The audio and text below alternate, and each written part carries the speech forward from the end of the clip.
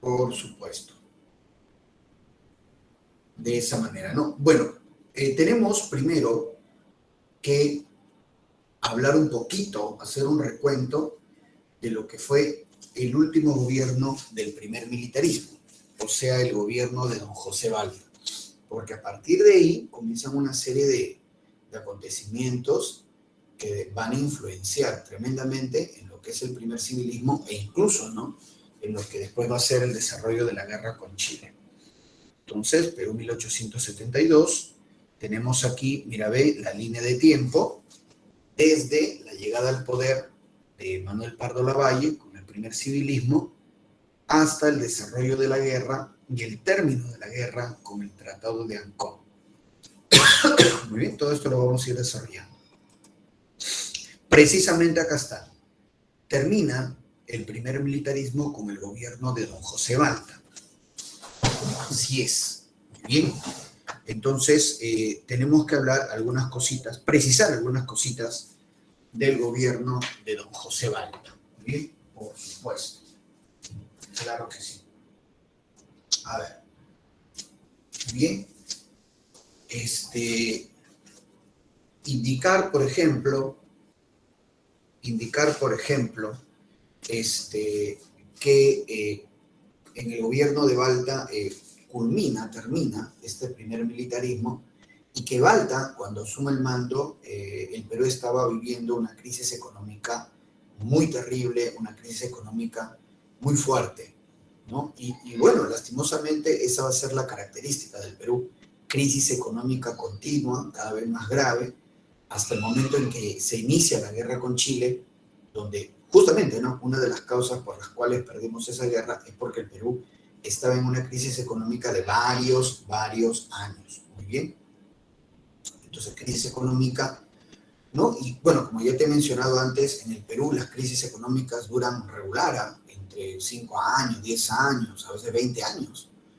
Muy bien, la última crisis económica que padeció el Perú duró 20 años. Muy bien, por eso muchos peruanos se fueron.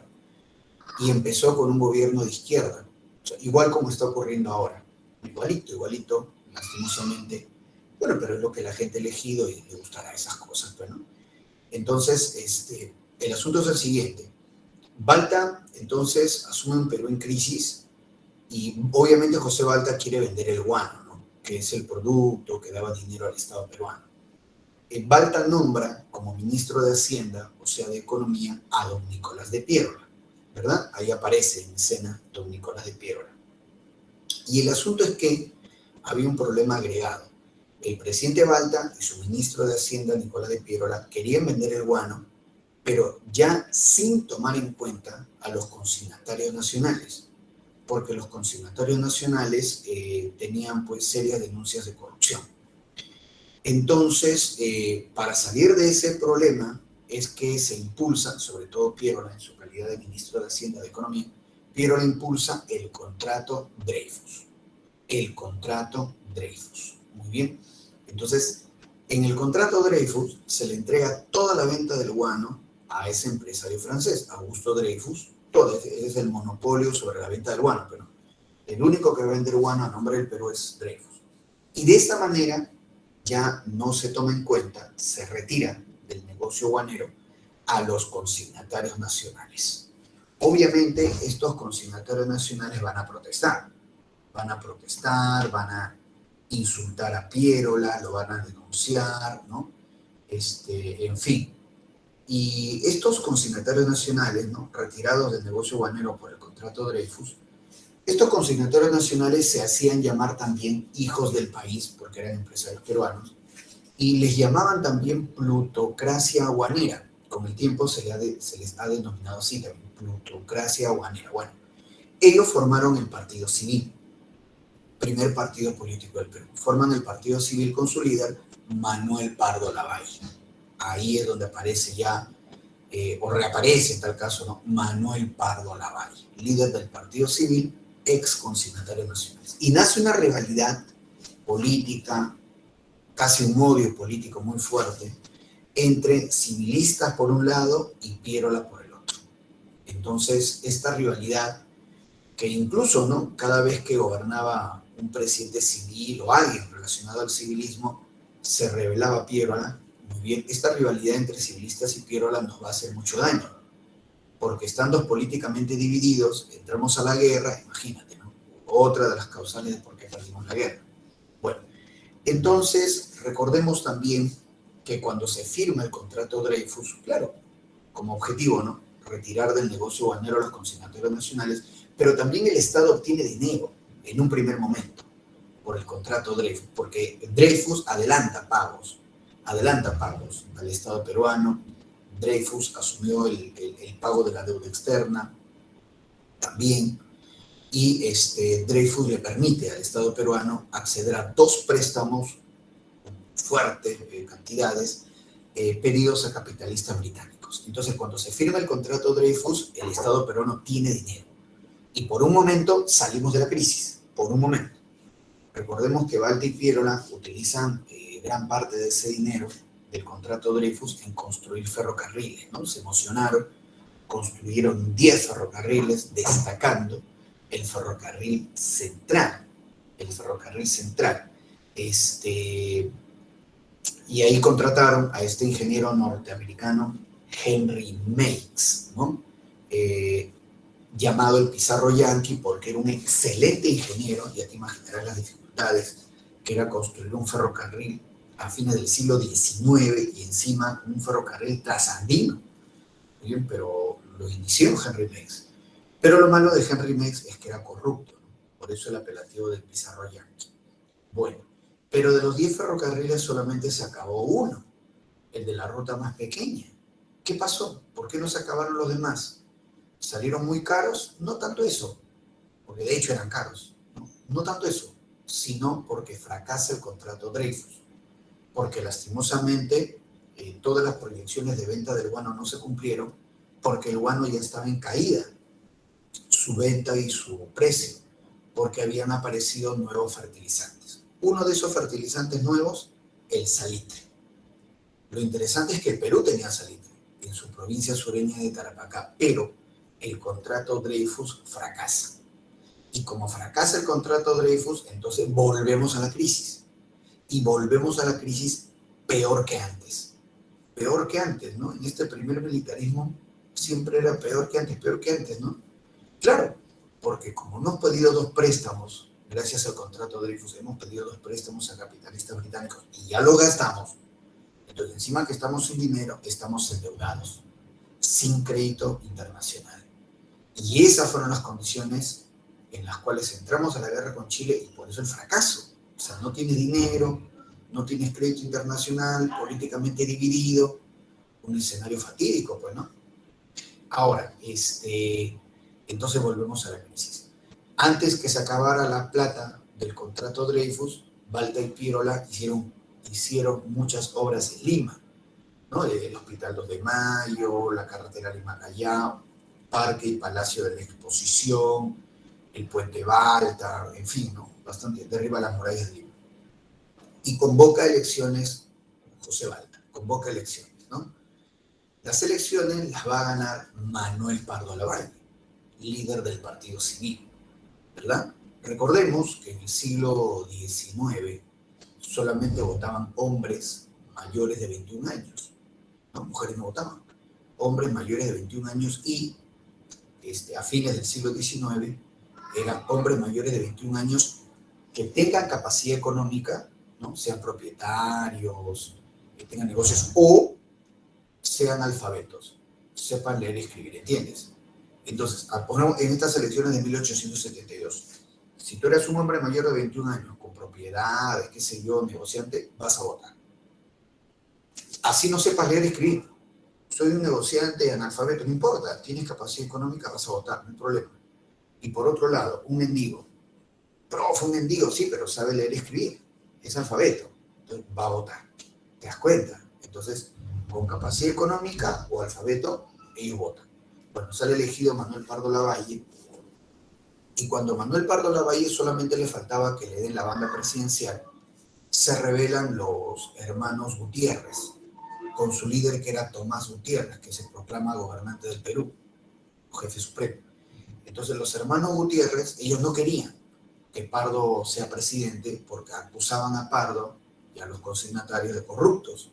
Entonces no puede ser presidente. Bueno, y los hermanos Gutiérrez secuestraron al presidente Balta. Todavía era presidente porque Pardo aún no había asumido el mando, ¿no?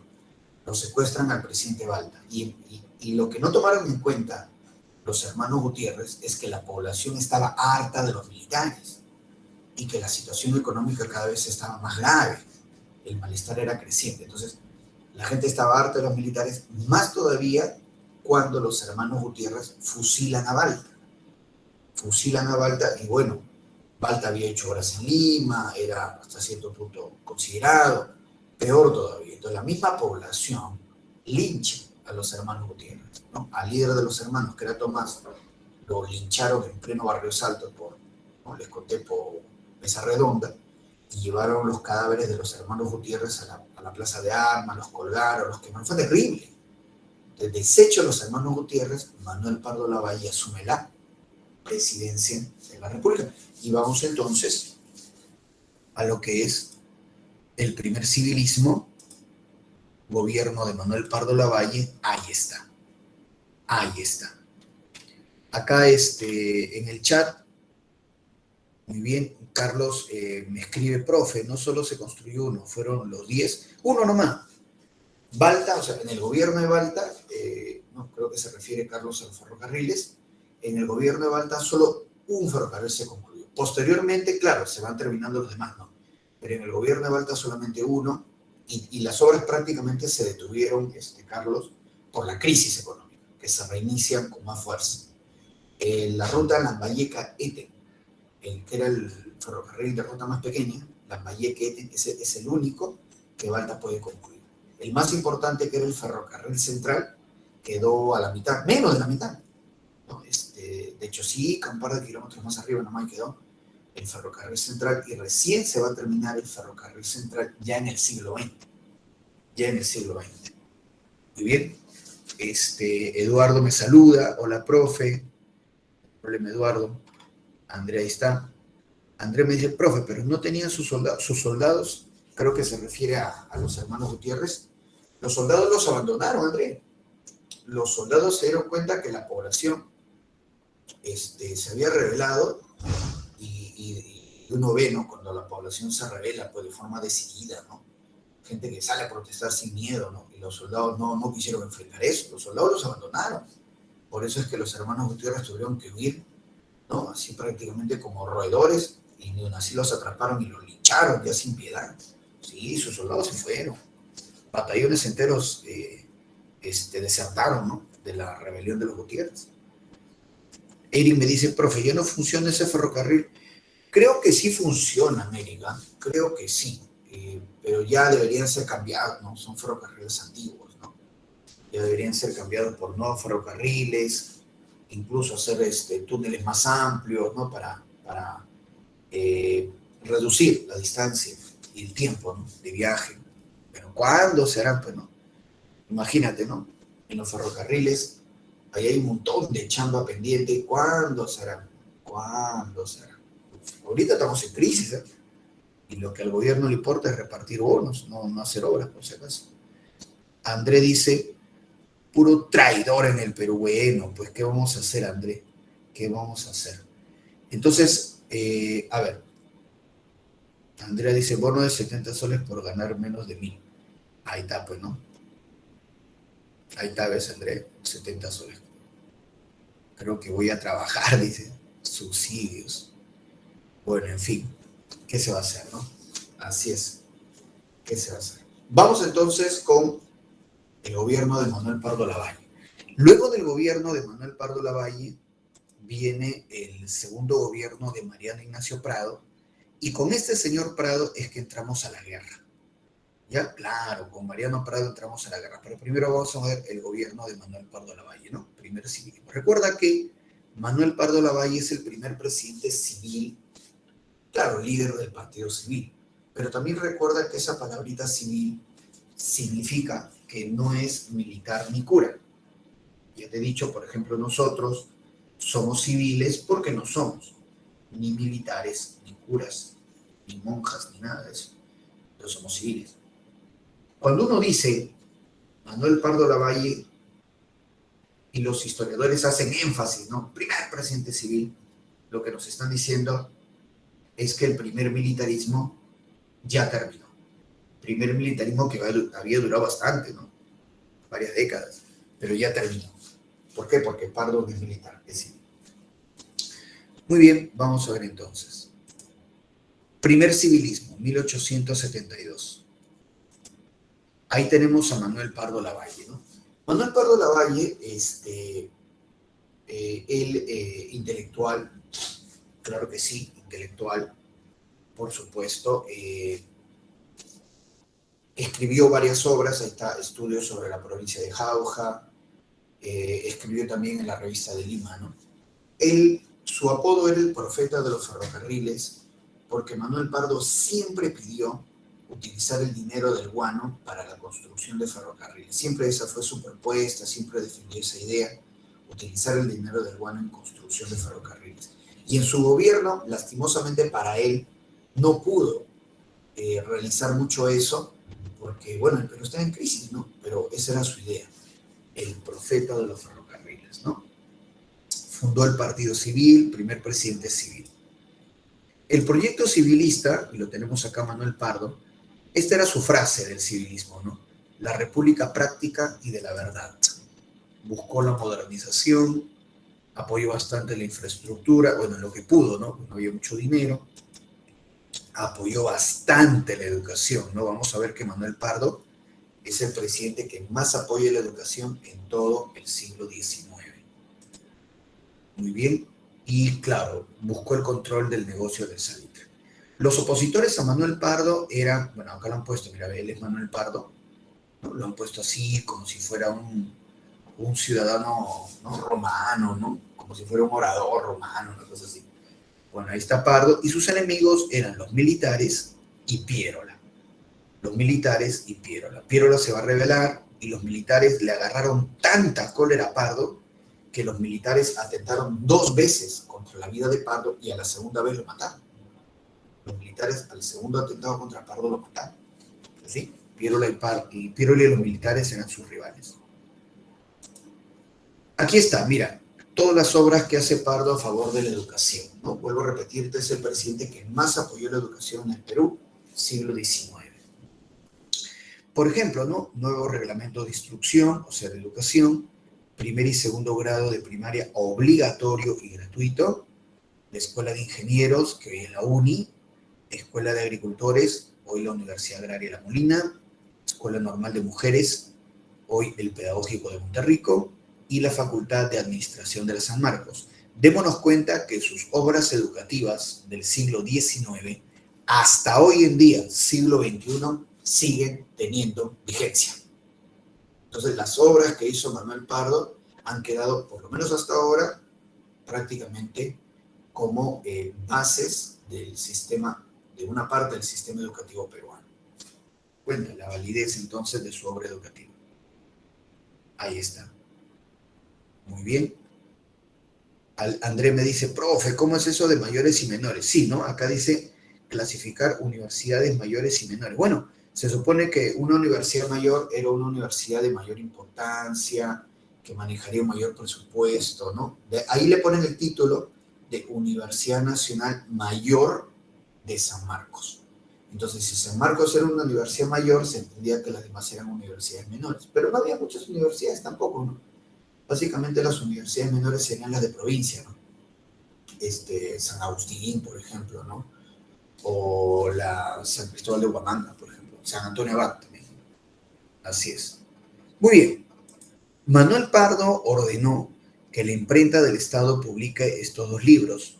La imprenta del gobierno publicó estos 2 libros. Tradiciones peruanas, de Ricardo Palma, y el Diccionario Geográfico de Mariano Pasoldán, ¿no? Entonces, su preocupación educativa la traslada también a que, de Manuel Pardo me refiero, a que el gobierno publique las tradiciones peruanas de Palma y el Diccionario Geográfico de Pasoldán. Es cierto que a nivel privado, a nivel particular, también se publicaron varios libros, ahí están abajito, pero son publicaciones particulares.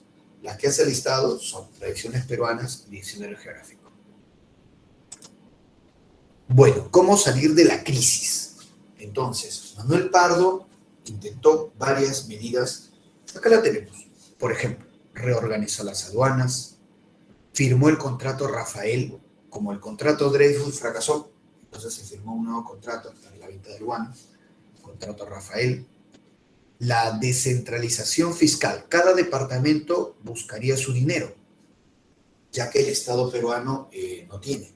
O sea, cada departamento buscaría su propio financiamiento, ¿no? A eso se le llama descentralización fiscal. Y es más, Manuel Pardo creó 3 nuevos departamentos: Lambayeque, Apurímac y Tacna.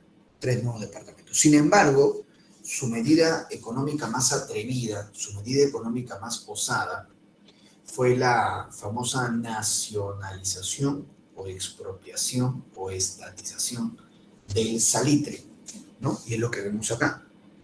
A ver, el salitre, muchachos, por si acaso, el salitre era una tierra salinosa, que se juntaba, se hervía en unos peroles grandotes y salía como una masija, que ese era el verdadero salitre, que era mejor fertilizante que el guano porque tenía bastante nitrato y componente de la pólvora.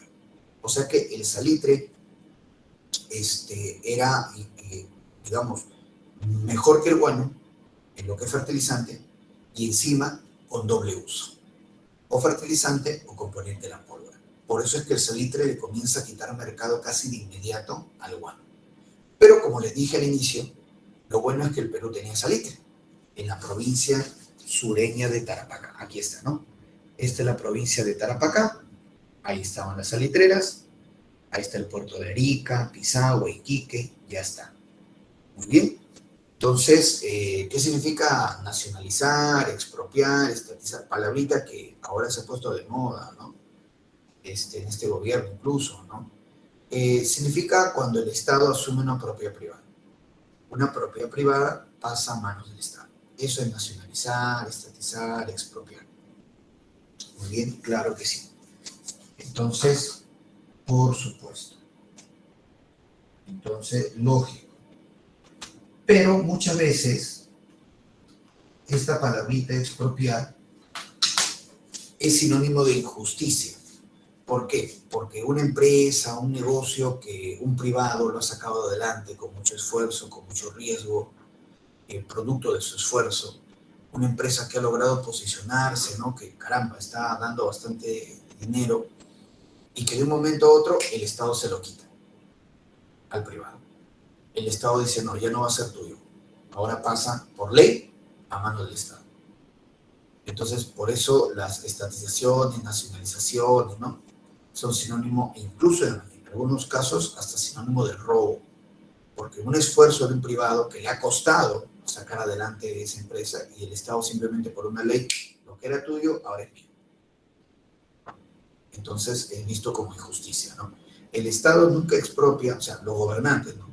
Que les gusta expropiar, nunca expropian un negocio pequeño para partir de ahí, ¿no? Comenzar a invertir, a crear las condiciones y sacarlo adelante. No, no, no, no, no, no. Eso que lo haga el privado. Esa chamba que la haga el privado.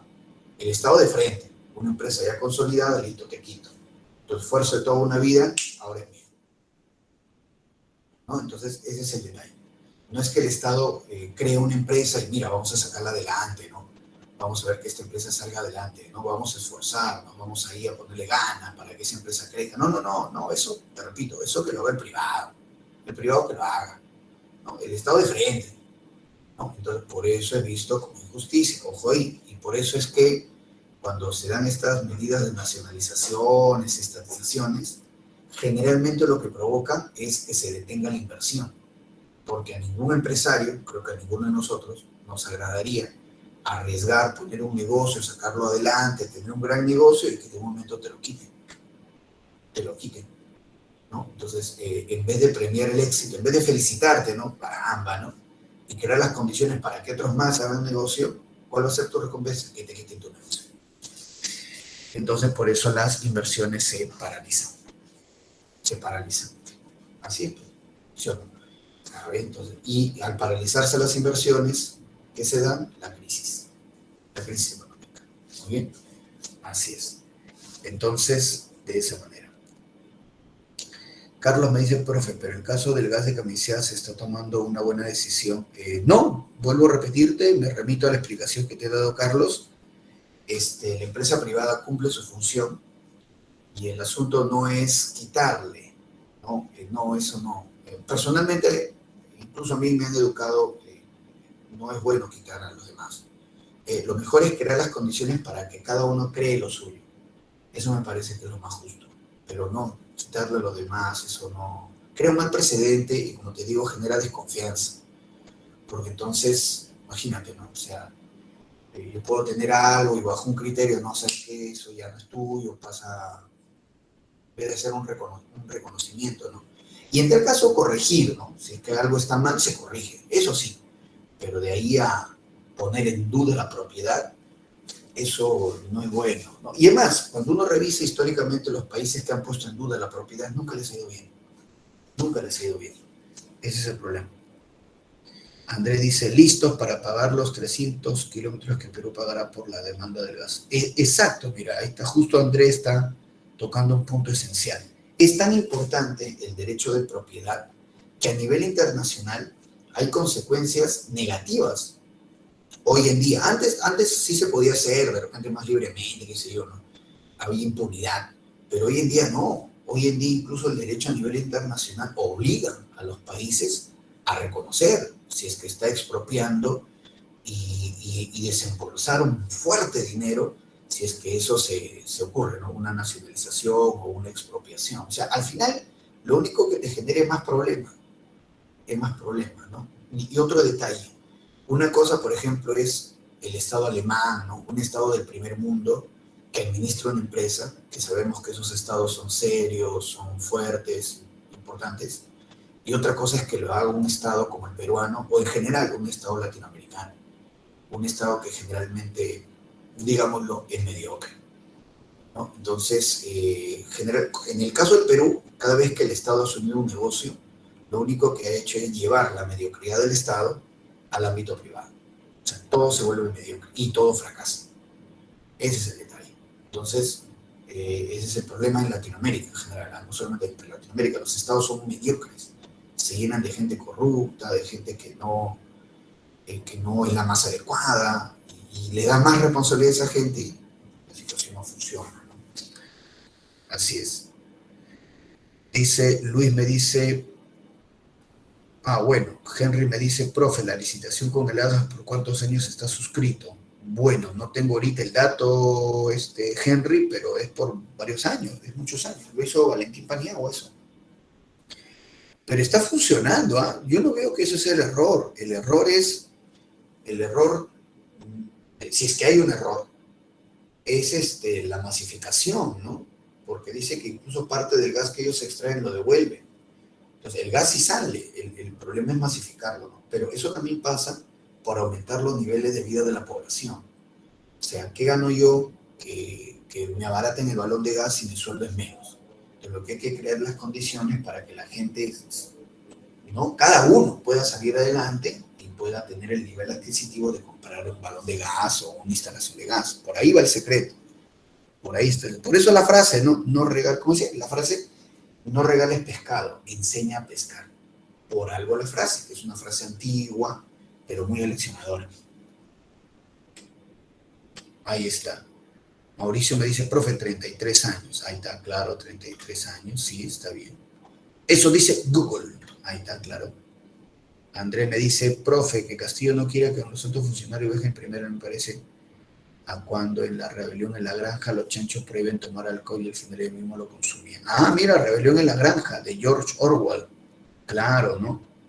Y Orwell denunciaba la hipocresía del comunismo, ¿no? Orwell denunciaba eso, bueno. Orwell había sido comunista y él se decepciona porque al final se da cuenta que el comunismo también es una argolla. O sea, solamente el grupito que controla el partido tiene todos los beneficios y la gran mayoría de la población vive en una situación lamentable, ¿no? O sea, al final es una oligarquía roja, ¿no? Eso es lo que denunciaba Orwell. Sí, pues, pero él se da cuenta cuando ya los comunistas estaban mismo en Venezuela, totalmente instalados y atornillados en el poder. Muy bien. Profe, ¿va a comprar el avión presidencial? Bueno, sí, por ahí voy a juntar una platita a ver si lo compro. Claro que sí, ¿por qué no? Bien, vamos a ver entonces. Entonces, quedó claro lo de la nacionalización del salitre. Otro detalle. ¿Qué significa la nacionalización del salitre? Todas las salitreras pasan a manos del gobierno, ¿ya? Es decir, el único que comercializaba y vendía salitre en el Perú era el Estado peruano. O sea, la nacionalización del salitre era un monopolio estatal, ¿no? Para controlar el precio del salitre. Esa era la idea. Entonces ahí el dato que debemos acordarnos es que el Perú no aceptaba la inversión privada en el salitre. Todo lo había asumido el Estado, ¿no? Para obtener las ganancias respectivas. Bien. Vemos ahora las obras que hace Manuel Pardo. No hace muchas porque no tenía dinero, ¿no? Inaugura la Plaza 2 de Mayo, fundó la Guardia Nacional, que era una especie de policía. Y firmó Manuel Pardo 2 tratados internacionales. El primero que vamos a mencionar es el Tratado Tientsin con China. En el Tratado Tientsin dejan de llegar chinos culí al Perú, porque ya habían llegado 100.000 chinos y recordemos que incluso los chinos ya estaban empezando a hacer problemas, a rebelarse, por las malas condiciones obviamente en que trabajaban. Recuerda la rebelión esto de chinos carapintadas en Pativilca, que destruyó varias haciendas y dejó muchos muertos, ¿ah? Entonces ya por esas cosas, problema con los chinos, ¿no? Que habían ya 100.000, con el Tratado Tientsin dejan, ya no van a venir más chinos culíes al Perú. Y el otro tratado que firma Manuel Pardo es el tratado defensivo, entre comillas, secreto, con Bolivia. Entonces, este tratado, vamos a verlo acá, mira, ve, ahí tenemos el mapa y observamos que Bolivia tenía mar. Varias veces yo te he mencionado, Bolivia tenía mar. Ahí está. Entonces, cuando uno dice, y hablan, ¿no? A veces del ceviche boliviano o de la jalea boliviana, ¿no? A veces a modo de burla, pero muchachos, en realidad sí existió. En realidad sí existió, ¿no? Entonces, por supuesto. Entonces, sí, ahí está la costa, mira, ¿no? Antofagasta, Mejillones, Coví, eran puertos bolivianos, ¿no? Acá mira el sitio de Caracol, el Calamar, perdón, Calamar, digo, Calama, era un sitio boliviano. Ahí está, mira. Y Bolivia tenía salitre y Bolivia aceptaba la inversión privada en el salitre. El problema es que Bolivia tenía abandonada su costa. Bolivia tenía abandonada su costa. Porque Bolivia, hasta hoy en día, Bolivia utiliza el puerto de Arica, mira que está acá, que en esa época era peruano. Sí, Bolivia utiliza el puerto de Arica, que está muy cerca a su ciudad principal, que es La Paz. Entonces ellos tenían abandonada su costa, tan abandonada que se dice el 80% de la población en la costa boliviana eran chilenos. Y las empresas salitreras en la costa boliviana eran empresas chilenas o británicas, pero no eran empresas bolivianas. Ese era el problema, el grado de abandono que los mismos bolivianos tenían en su costa. Entonces, sabiendo esta realidad, mira, sabiendo esta realidad, que la costa boliviana estaba llenecita de chilenos, entonces Chile le hacía una oferta a Bolivia. Y obviamente esto, ¿no? Agravado por la importancia de salitre, ¿no? Este recurso que ha aparecido, salitre que daba dinero, ¿no? Fertilizante, componente de la política. Chile le hacía esta oferta a Bolivia. Chile le decía, Bolivia, dame tu costa. Mira, Chile le decía así, Bolivia, dame tu costa. Y yo a cambio, decía Chile, te voy a apoyar Bolivia a que le quites todo esto al Perú. Porque Bolivia, ¿tú qué puerto necesitas realmente? Arica, ya, yo te voy a ayudar a conseguirlo. Así le decía Chile a Bolivia. Yo te voy a ayudar a que le quites toda esta zona al Perú, pero primero Bolivia, dame tu costa. Ese era el ofrecimiento de Chile, ¿no? Que Bolivia le cediera su costa y Chile ayudaría a Bolivia a hacernos daño, a que nos quite eso. Entonces, cuando Manuel Pardo se entera, siente, ¿no? El presidente Manuel Pardo se entera, de inmediato Manuel Pardo dice, antes de que Chile se lleve a Bolivia a su lado, el Perú debe atraerse a Bolivia. Y es ahí donde el Perú le ofrece a Bolivia el famoso tratado defensivo, entre comillas secreto, porque rápidamente todo Sudamérica lo conocía.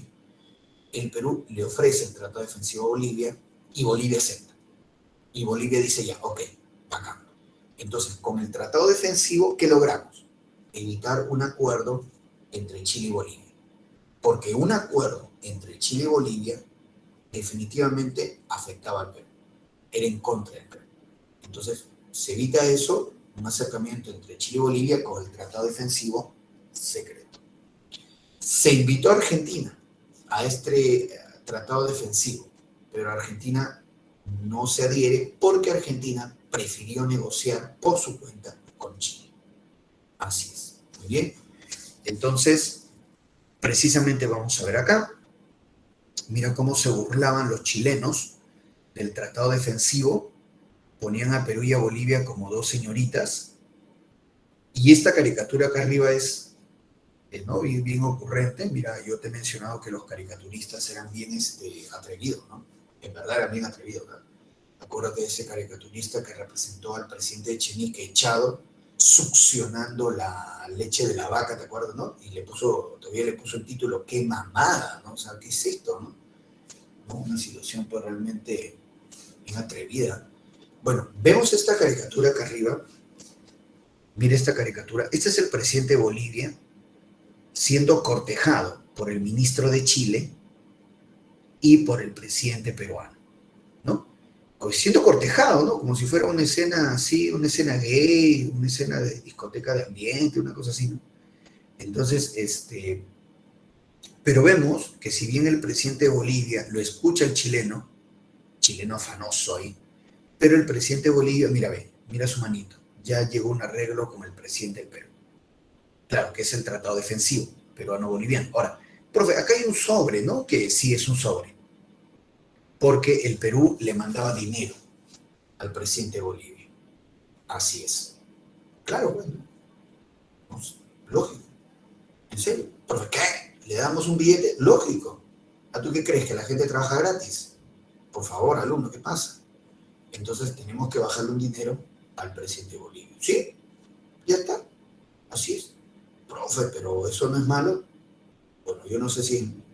¿Qué quieres que te diga? No sé si es malo o bueno. La cosa es que funcionó. ¿Está bien o no? Entonces, ya está. Ahí está. Henry me dice en el chat, profe, este abandono de Bolivia sobre su costa está como el Estado peruano, no construye colegios, hospitales en las fronteras y los ciudadanos peruanos van a estudiar a países vecinos o acceder a salud. Sí, es cierto, Henry, claro, un abandono, así es. Muy bien, entonces, bueno, el tratado defensivo, ¿no? Muy bien, mira esta otra caricatura bien curiosa, ¿no? En esta otra caricatura ponen una balanza y en un platillo ponen al ministro chileno poniendo una bala de cañón que representa la fuerza militar de Chile. Y por otro lado, en el otro platillo ponen al presidente de Perú y Bolivia, ¿no? Como haciendo contrapeso a las ambiciones de Chile. Y ponen acá, claro, este es el tratado defensivo, bueno, entre Perú y Bolivia.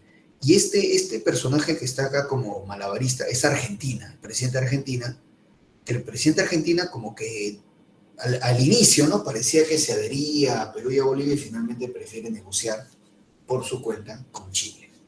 Muy bien, caricatura del barbero, ¿no? La situación de los países antes de la guerra. Así es. Hay que indicar también lo siguiente, ¿no? Vamos a ver acá, mira. Ajá, mira, este mapa es de Sudamérica del siglo XIX. Mira, ¿no? Los países qué diferentes, ¿no? Algunos más grandes, otros más pequeños. Muchas fronteras aún faltan definirse, por eso se ve medio raro el mapa. Ya, entonces, primero tenemos el tratado defensivo entre Perú y Bolivia. Ya, listo. Pero, como te digo, Argentina parecía que se adhería a nosotros, pero los argentinos vivos prefieren más bien negociar con los chilenos aparte. ¿Por qué? Porque Argentina y Chile se disputaban esta región, la Patagonia. La Patagonia. Y sí, Chile y Argentina llegaron a un arreglo. Chile reconoce la Patagonia a favor de Argentina. Sí, en verdad. Chile dice, Argentina, la Patagonia es para ti. Eso dice Chile. Y Argentina dice, excelente. Y entonces Argentina ya no se adhiere al tratado con Perú y Bolivia. Y entonces Argentina, como ya llegó a un arreglo por su cuenta con Chile, ya aprovechó la situación argentina, Argentina puso dos pretextos para no adherirse al tratado defensivo. El primer pretexto que supuestamente Argentina tenía problemas de límites con Bolivia. Mentira, era un pretexto nada más. Y luego Argentina cambió de pretexto y dijo, si yo me uno, Argentina dijo, si yo me uno a Perú y a Bolivia, Chile va a formar una alianza con Brasil. Y eso es demasiado, es muy poderoso. No, no, no, qué miedo. Entonces no puedo adherirme a Perú y a Bolivia. Mentira, pues. Mentira. Mentira. Lo que pasa es que Argentina ya había llegado a un arreglo por su cuenta con Chile. Argentina ya había logrado algo muy bueno para ellos, ¿no? Que Chile la reconozca la zona de Patagonia a favor de Argentina. Sí, como te das cuenta, cada uno hacía su negocio, ¿no? Lo cual está bien, es normal, cada uno hace su negocio. La vida se trata de eso, ¿no? Y termina su gobierno Manuel Pardo Lavalle, se convoca a elecciones, ¿no? Ya sabemos que votaban hombres mayores de 21 años, alfabetos, económica, y sale elegido Mariano Ignacio Prado. Vamos entonces al segundo gobierno de Mariano Ignacio Prado. Muy bien. Ojo, vamos con el segundo mandato de Prado. Mira, no hay que confundir a Manuel Pardo con Mariano Ignacio Prado. Son distintos. Manuel Pardo, ya terminamos de ver su gobierno, ahora vamos con Mariano Ignacio Prado. Sin embargo, antes de ir con Prado, tengo que indicar otro datito más acerca de Manuel Pardo. Manuel Pardo, lastimosamente, él descuidó las Fuerzas Armadas. Sí, Manuel Pardo tenía desconfianza, ¿no?, a los militares, pese a que por ahí tenía algunos amigos militares, como por ejemplo era este señor. Mariano Ignacio Prado era general, pero era amigo de Pardo. Pero Manuel Pardo desconfía de los militares y Manuel Pardo descuida el ejército. Manuel Pardo no compra armamentos, no compra barcos. Manuel Pardo incluso reduce el ejército de 12.000 soldados a 4.000. Hay un descuido. Incluso muchos militares tomaron el descuido de Manuel Pardo hacia el ejército como una humillación, como un maltrato. Y por eso es que los militares van a atentar contra la vida de Pardo. 2 veces, ¿no? La segunda lo mandaron contra Montego. Entonces hay que tomar en cuenta eso, el descuido que hace Manuel Pardo del ejército. ¿Ya? Bueno, ahora sí pasamos al segundo mandato de Prado. En el chat, André me escribe, así fue como Brasil nos quitó sin soltar una gota de sangre. Bueno, de ahí se verá el caso de Brasil, André. Antes de entrar a la guerra, en el gobierno de Mariano Ignacio Prado ocurrió lo siguiente, ¿no? Se firma la paz de París con España. España por fin reconoce nuestra independencia, ya está. Asesinan a Manuel Pardo Lavalle, precisamente. Manuel Pardo era presidente del Congreso, y un militar, un sargento, es quien lo mata, ¿no? Ahí lo vemos en 2 momentos. El asesinato de Manuel Pardo, que en ese momento era presidente del Congreso. Entonces, la paz de París con España, el asesinato de Manuel Pardo. Y como Mariano Ignacio Prado estaba ligado a los civilistas, se va a rebelar Nicolás de Piérola. Piérola se rebela. Una característica de Piérola es que se rebelaba en barcos. En este caso, contra Prado, Piérola se roba el Huáscar. Piérola se roba el Huáscar y se enfrenta a 2 acorazados británicos que felizmente no lo hundieron, ¿ya? Porque el Huáscar, como ves, era un barco pequeño, el Huáscar, acorazado pero pequeño. Felizmente no lo hundieron en el combate de Pacocha. Luego Piérola se rinde. Pero Piérola, al rebelarse en el Huáscar, en este caso, él esperaba popularidad, y sí lo lograba. Había gente que lo admiraba a Piérola, lo veían como valiente, como el hombre provinciano, porque Piérola era el hombre provinciano contra los civilistas limeños. Eso es lo que quería Piérola, popularidad. Muy bien, y entonces Eduardo me dice, profe, ¿y por qué lo mataron? Justamente porque Pardo, durante su mandato, había descuidado el ejército y los militares ya le tenían cólera. Claro, hay que entender que durante todo el primer militarismo, una institución que siempre fue considerada, que manejaba buen presupuesto, fue una institución engreída, por dar un nombre, un caso, era el ejército. Lógico, ¿no? Si todos los presidentes son militares, van a cuidar al ejército. Pero en el caso de Manuel Pardo, no es militar, es civilista. Y él más bien descuida al ejército.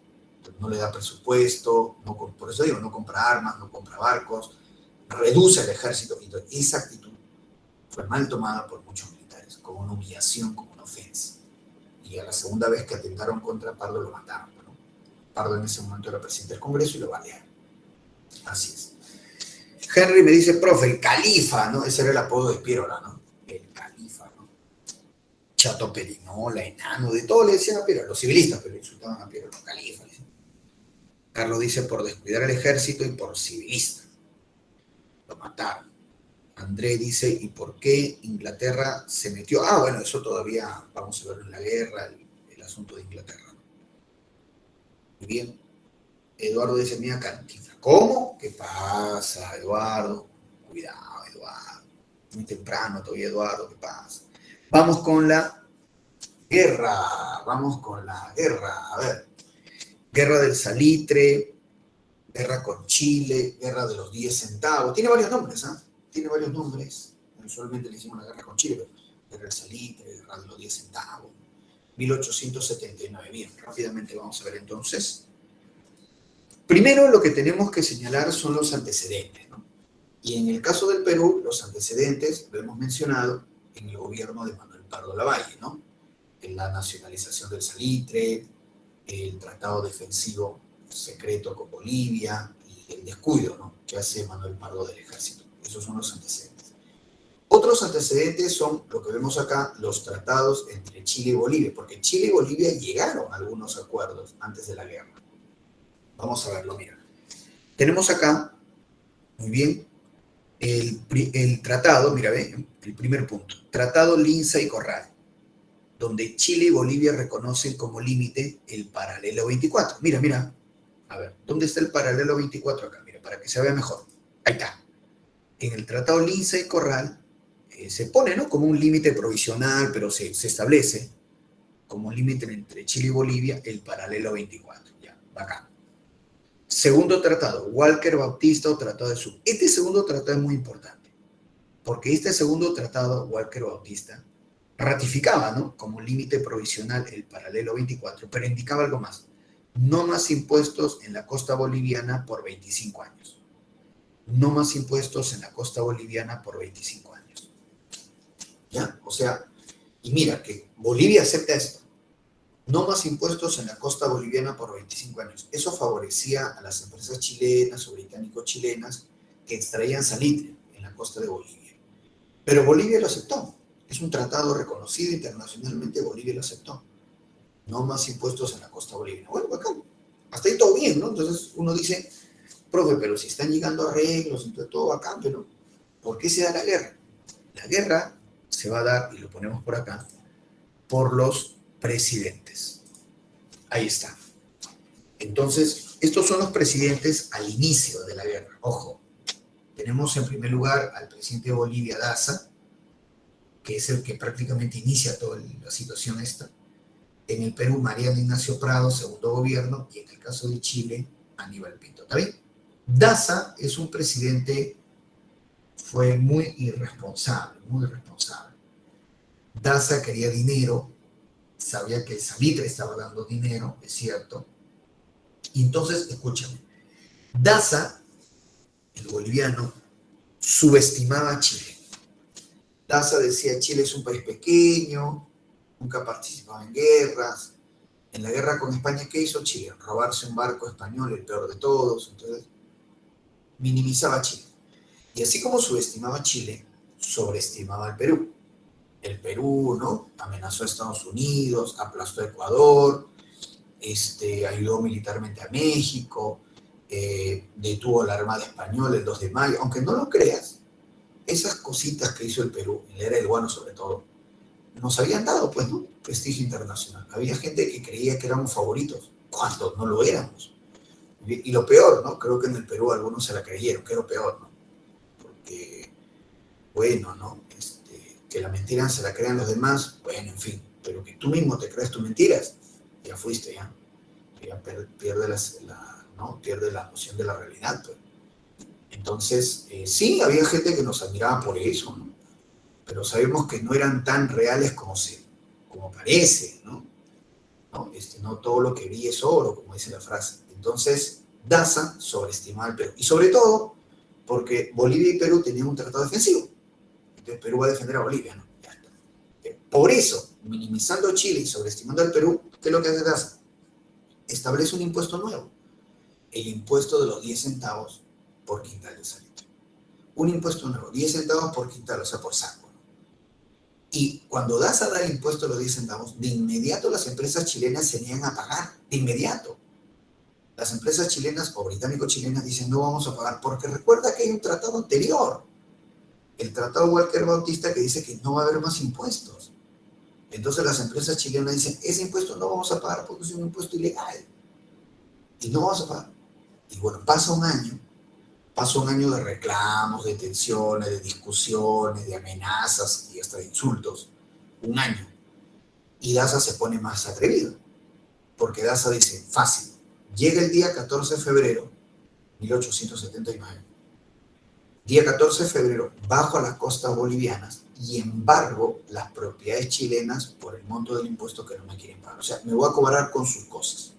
Embargo sobre las empresas chilenas, fecha 14 de febrero.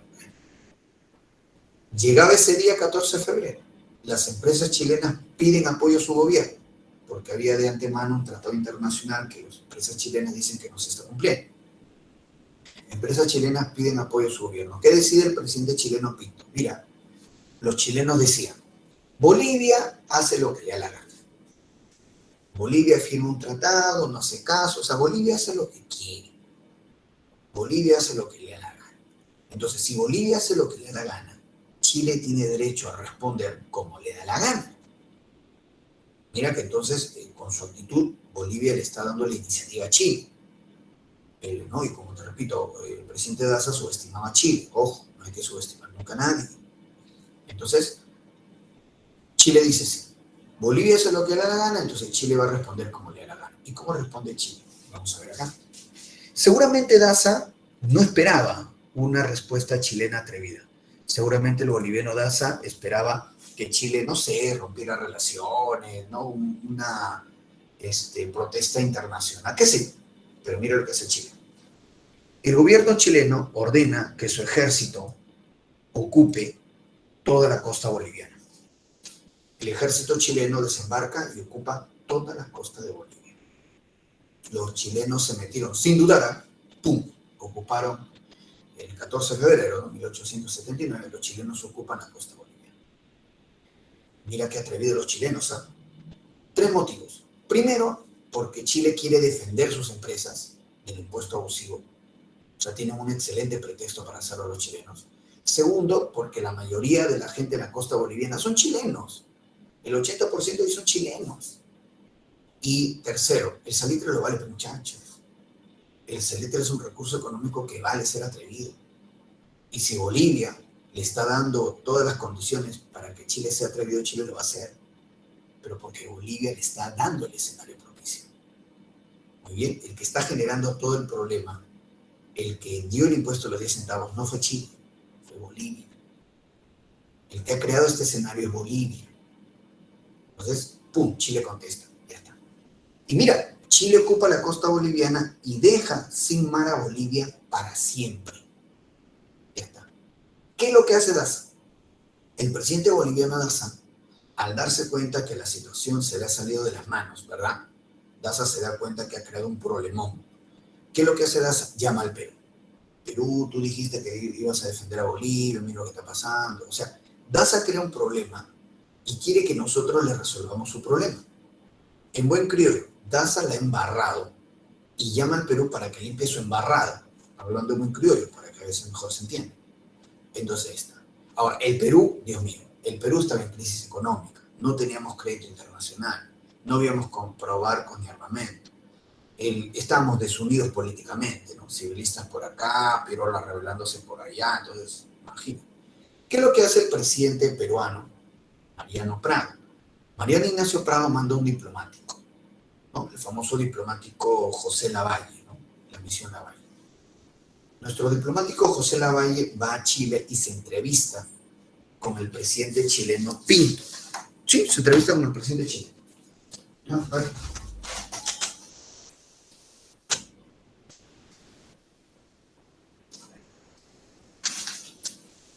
Acá, tranquilos chicos. Un toque, un toque. Va a pagar el impuesto de los 10 centavos, un toque. ¿Ya? Entonces vamos a ver acá. Aquí. Ahí está.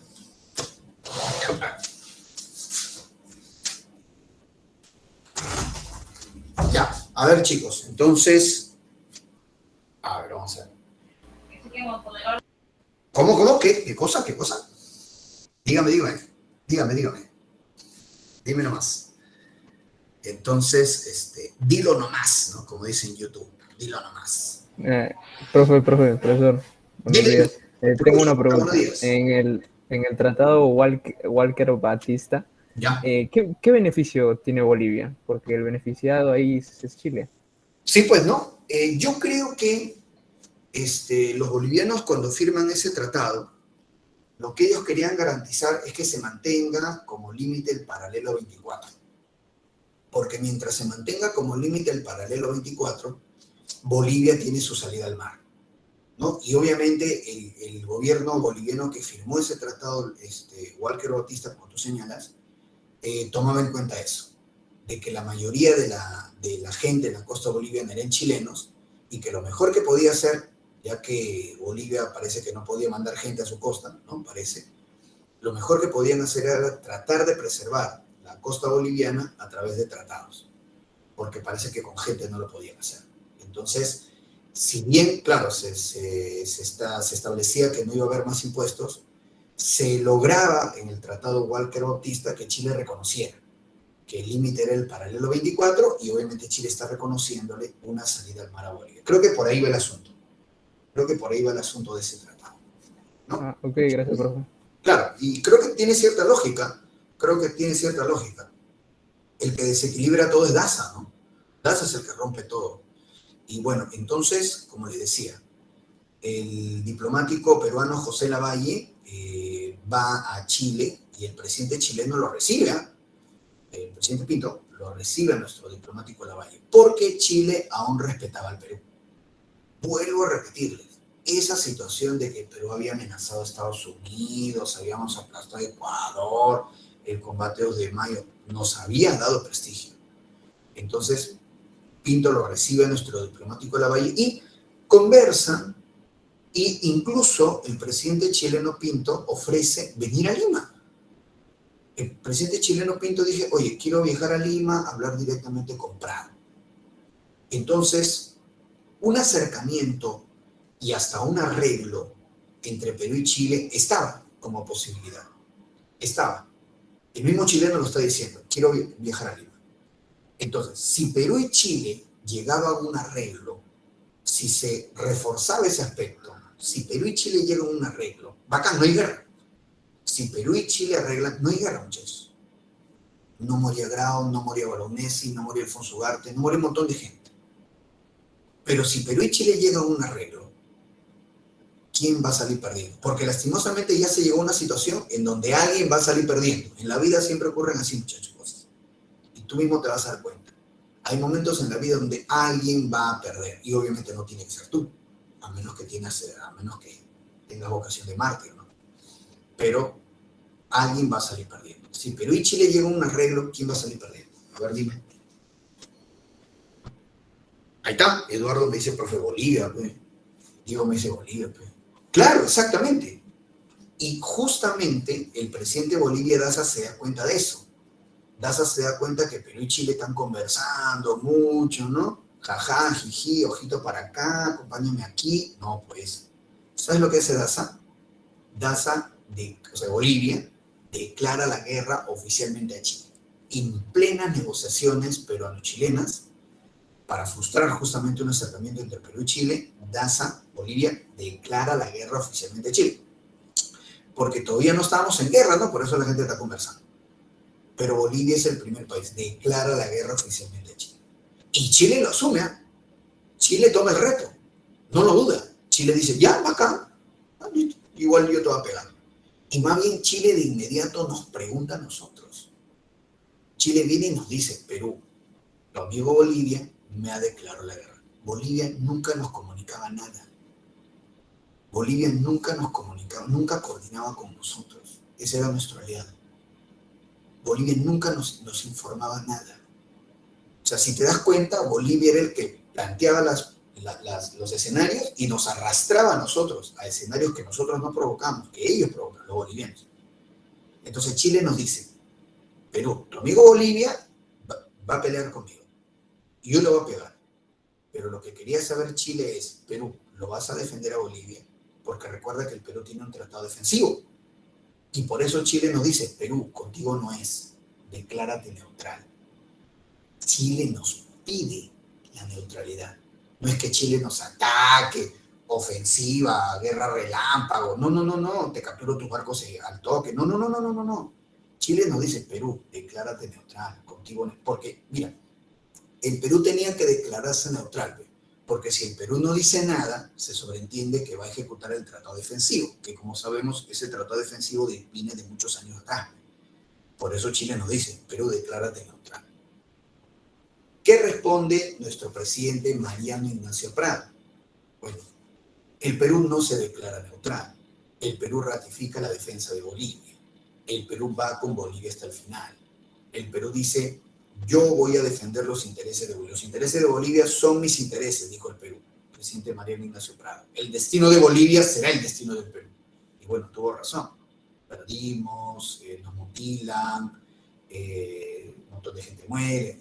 Así, ahí está. Entonces, vemos ahí, y ya estamos en guerra. El día 5 de abril de 1879, Chile le responde su declaratoria de guerra a Bolivia y nos declara la guerra a nosotros, ¿no? Vuelvo a repetirte que la situación del Perú era tremendamente mala, no había dinero, sin crédito exterior, no habíamos comprado barcos, no habíamos comprado armas, políticamente divididos, Piérola por acá, civilistas por allá. En verdad, el escenario hubiese sido un milagro si hubiéramos ganado, en verdad, ¿ya? Todo estaba planteado para que sea un desastre para el Perú. No era el momento para ir a una guerra. No puedes enviar a tu país en esas condiciones. Es una maldad. Pero así fue. Entonces, míralo, la cronología. 14 de febrero, Chile ocupa la costa boliviana, ¿no? Batalla Puente Topater, Avaroa, uno de los pocos bolivianos que intentó defender su costa, máximo héroe de la guerra para Bolivia, Avaroa. Mediación peruana a cargo de José Lavalle. 1 de marzo, Bolivia declaró la guerra a Chile, Perú rehusó declararse neutral. 5 de abril, Chile declaró la guerra a Bolivia y Perú. Causa de la guerra, la ambición chilena. Ya, los británicos apoyan a los chilenos, claro, lógico, porque, a ver, los británicos tienen que apoyar al país que les permite la inversión en el salitre. ¿El Perú permitía la inversión privada en el salitre? No, porque el Perú lo había nacionalizado desde Pardo Lavalle. El Perú era el único que administraba el salitre en territorio nacional. En cambio, Chile sí te permite la inversión privada del salitre. Entonces los británicos tienen que apoyar al país que les permite ganar plata, que es Chile. Y además porque veían a Chile como favorito. Y no se equivocaron, tenían razón. Por eso es que los británicos, si nosotros le hubiéramos permitido a los británicos hacer sus negocios y nosotros hubiéramos sido favoritos, qué sé yo, comprando barcos, no lo dudes que los británicos hubieran arreglado con nosotros. Ellos simplemente están viendo el negocio, no el país. Y bueno, y tuvieron razón, el negocio estaba por el lado chileno. Bien, así es. Pretextos de Chile para empezar los problemas con Bolivia, el impuesto de los 10 centavos, y de Chile para empezar los problemas con Perú, el tratado defensivo. Muy bien, ahí está. Entonces, acá, por ejemplo, me escriben. Entonces, por ejemplo, acá, Diego me dice, ya, profe, no siga. ¿Qué pasa, Diego? ¿Qué pasa, Diego? Jesús me dice, más tóxico el tío Daza. No, si Daza es un impresentable. Daza es un impresentable. Pero nosotros que le seguimos la corriente es impresentable también. Se pasa, Prado. Debió ser más astuto. Carlos dice, mejor si se daba el tratado, tal vez llegaba a un acuerdo de devolverle la costa a Bolivia. Bueno, pues no. Andrés me dice, profe, guerra relámpago. No, no, guerra relámpago. Eric me dice, profe, eso es propio de países tercermundistas. Nosotros no hacemos eso. Ah, ya, bueno, tienes razón. Siempre con dignidad, lo justo, pues la dignidad. Ahora vamos a comer dignidad. Muy bien, te aumentarán el sueldo con dignidad. Conseguiremos chamba con harta dignidad. André, y honor hasta el fin, lógico. Y honor, por supuesto. Y el honor, claro. ahí está Bolivia, un país honorable. Eduardo dice, ¿y qué? Adeli me dice, ese Bolivia, el pleito debe ser con ellos, no con Chile. Bueno, el asunto se salió de las manos también, ¿no? Jesús, ganamos un feriado. Bueno, es cierto, ¿no? El 8 de octubre, claro que sí, un feriado. No se trabaja, no se estudia ese día. André, miremos el lado bueno, ahí está. Míralo por el lado amable, ¿no? Como decía, míralo por el lado amable. Eduardo me dice, profe, hubiésemos invadido Bolivia. Aunque Bolivia tampoco vale mucho para invadirla, pero bueno, en fin. Mauricio dice, debíamos aliarnos con Chile, linchamos a Bolivia. Eso hubiera sido una solución a favor nuestra, ¿no? Le decíamos a Chile, oh Chile, vamos a reventarle de pata. Chile nos hubiera hecho caso, ¿no? Te apuesto que Chile nos hubiera hecho caso. Chile hubiera aceptado ese acuerdo. Sí, Chile hubiera aceptado. Porque Bolivia nunca fue rival. El rival era el Perú. Eduardo dice, profe, sin vainas, sería muy tarde para hacerlo. Eduardo me dice, para quitarles el lago Titicaca. ¿Qué es eso? Y se queden sin marina de guerra. No, qué mal. Henry dice los alemanes, cañones Cruz. Sí, los chilenos compraron cañones Cruz. Es cierto lo que dice Henry. Para la campaña de Lima los chilenos compraron cañones Cruz. Es cierto, es que ya tenían plata, pues ya para la campaña de Lima los chilenos tenían el salitre peruano. Pues. Eduardo dice, le hubiésemos pedido a Rusia. No, Rusia no pasaba nada, Eduardo. Rusia no, Rusia es... No pasa nada. Ni aún ahora, Rusia no es más finta que otra cosa. Mauricio dice, Rusia no está... Sí, está en nada. Está igual que el Perú, Rusia. Quería hacer un ferrocarril transsiberiano, creo, y se tardó como 50 años, igual que el Perú con su tren eléctrico. Eduardo dice, y le damos la mitad. No, qué mago, qué pasa, Eduardo. Quiere repartir el Perú, Eduardo, ¿qué pasa? Carlos dice, profe, Bolivia tiene marina de guerra. Sí, tiene una marina de guerra, aunque no lo creas. Y tiene como héroe a Miguel Grau. En verdad, no estoy vacilando, es cierto. ¿No? ¿Qué les queda? Pues, no, héroes ajenos, pues, ¿qué les queda? André dice, la Miss Giselle nos dijo una vez. Sí, es cierto, la Miss Giselle, la de geografía, claro. ¿No? Creo, ¿no? Sí, la Miss Giselle, la de geografía, claro. Diego dice, profe, Chile tenía dos presidentes. No, su presidente es Aníbal Pinto. De ahí hubo elecciones en Chile. Hubo elecciones y, bueno, termina Aníbal Pinto y entra Domingo Santa María. Así es. André dice a Miguel Grau de héroe. Claro, Miguel Grau lo máximo. Nacionalizaron. No, ¿cómo que pasa? Eso no le falta, ¿no? Nacionalizar a Grabás. Bueno, ya, vamos a ver. Avancemos entonces. Acá tenemos Eduardo Baroa. Este es uno de los pocos bolivianos que vivía en la costa de Bolivia. Y bueno, Eduardo Baroa se enfrentó a los chilenos, lo mataron. Es considerado a Baroa el máximo héroe de la guerra de Bolivia. Lavalle, el diplomático que enviamos a Chile. Y tenemos acá los presidentes, ¿no? Nos lleva a la guerra Mariano Ignacio Prado, que en plena guerra se fue, lastimosamente, de viaje. Y cuando Prado se va, da golpe de Estado Piérola, ¿no? La dictadura de Piérola. Piérola fracasa en defender Lima y se nombra presidente a García Calderón, gobierno de la Magdalena. Pero García Calderón fue llevado a Chile como rehén y quien firma la rendición es Miguel Iglesias. Ahí está. Iglesias firma la rendición. Ahí termina la guerra. Nos ponen preguntitas, chicos. Vamos a resolver las preguntitas, ¿sí? Es de todo lo que hemos hablado, ¿ya? Vamos a responder, por favor, muchachos. Ya, importante las preguntitas. Claro, ahí están las preguntas. Felizmente ahora están poniendo preguntas de eco. Hay una imagen ahí. Ya, trabajemos, por favor. Trabajemos, por favor, las preguntitas, muchachos. Por favor, trabajemos las preguntitas. Así es. Y pongamos ahí las claves. Perfecto. Claro que sí. Bien. Ahí está. Pongamos las claves. Así es.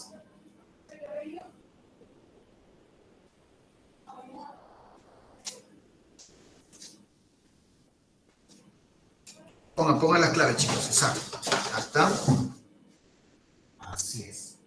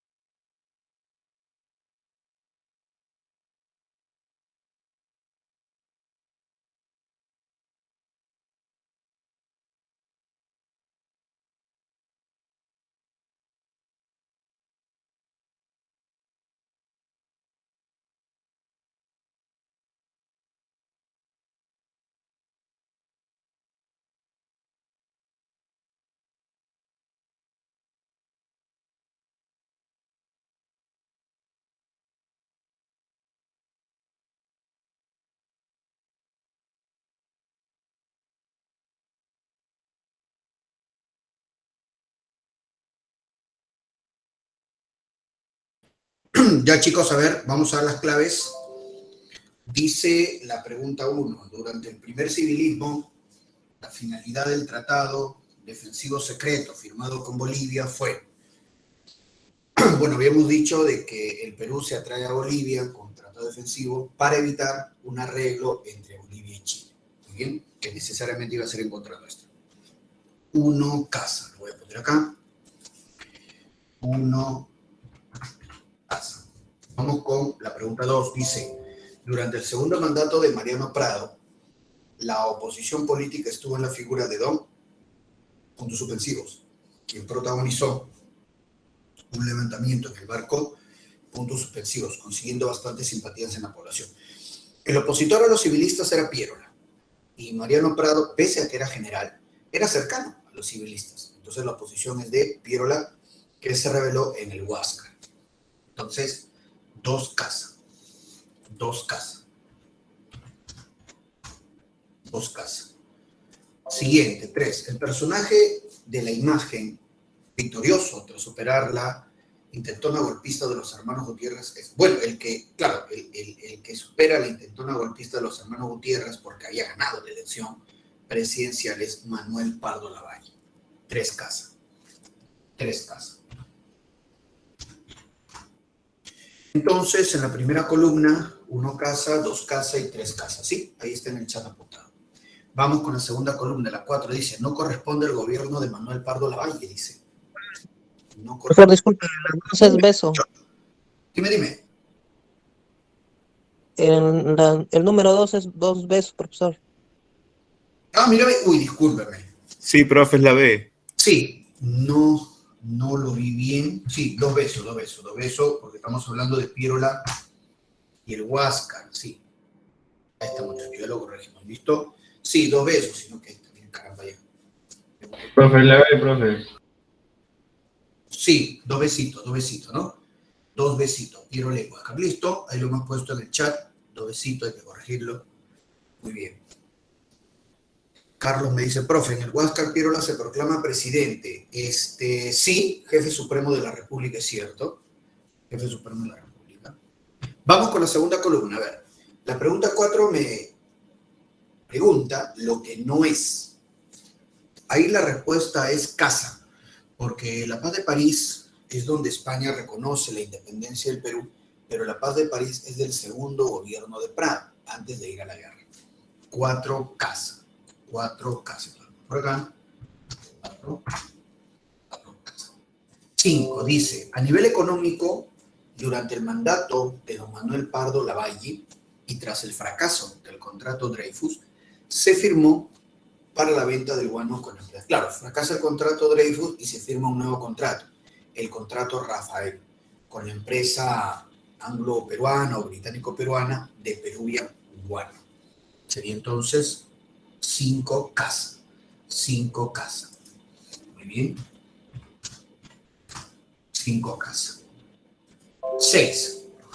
Tanto la pregunta 5 como la pregunta 6 son tipo deco, ¿no? La pregunta 6 dice, respecto al gobierno de Manuel Pardo, señale lo verdadero y lo falso. A ver, dice 1. Llegó a tener como frase la república práctica y de la verdad. Sí, es cierto, esa es la frase del civilismo, la república práctica y de la verdad. Entonces, la 1 es verdadera. La primera premisa de la pregunta 6 es verdadera. Segunda premisa, se ordenó que la imprenta del Estado publicara obras de carácter cultural. Claro, ¿no? Tradiciones peruanas y el diccionario geográfico de Paso Aldán. La segunda premisa de la 6 también es verdadera. Premisa 4, finalizó la llegada de chinos culíes a nuestro país. También es cierto. Con el Tratado Tianjin ya no van a llegar chinos culíes.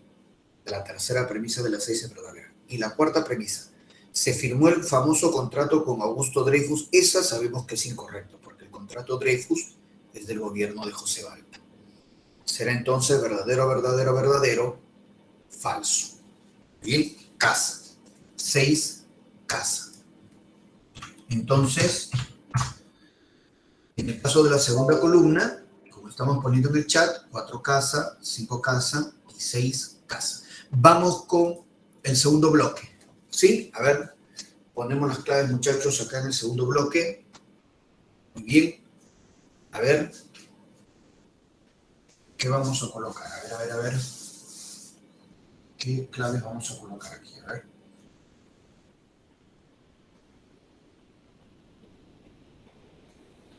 Vamos a ver entonces.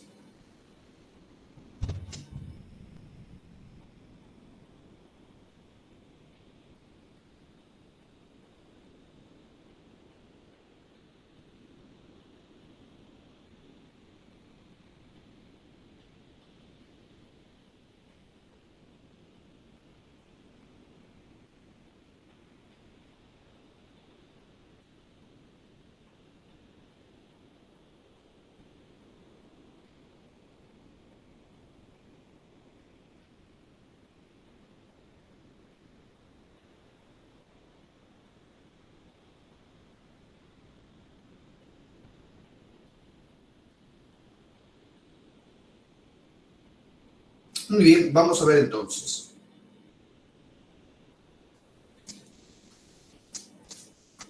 La 7 dice, presidente que implantó el impuesto de los 10 centavos. Presidente que implantó el impuesto de los 10 centavos. Muy bien. Hilarión Daza, ¿verdad? Ahí la respuesta es Hilarión Daza. Provoca toda la situación que da pie para la guerra. 7 casas, ¿verdad? 7 casas. Vamos a tomar nota entonces. Vamos con la 8. Dice, tras la ocupación militar chilena por parte del litoral boliviano, febrero de 1879, el Perú envía como mediador, el diplomático, ¿no? Al diplomático, puntos suspensivos. Y ante la posibilidad de un acercamiento diplomático, precisamente, entre peruano y chileno, el Estado boliviano declaró oficialmente la guerra a Bolivia, declara la guerra a Chile, ¿no? Para precipitar un poco más la situación, las cosas, ¿no?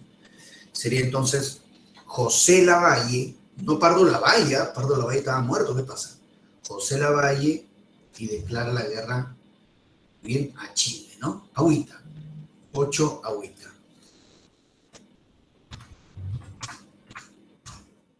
8 agüita.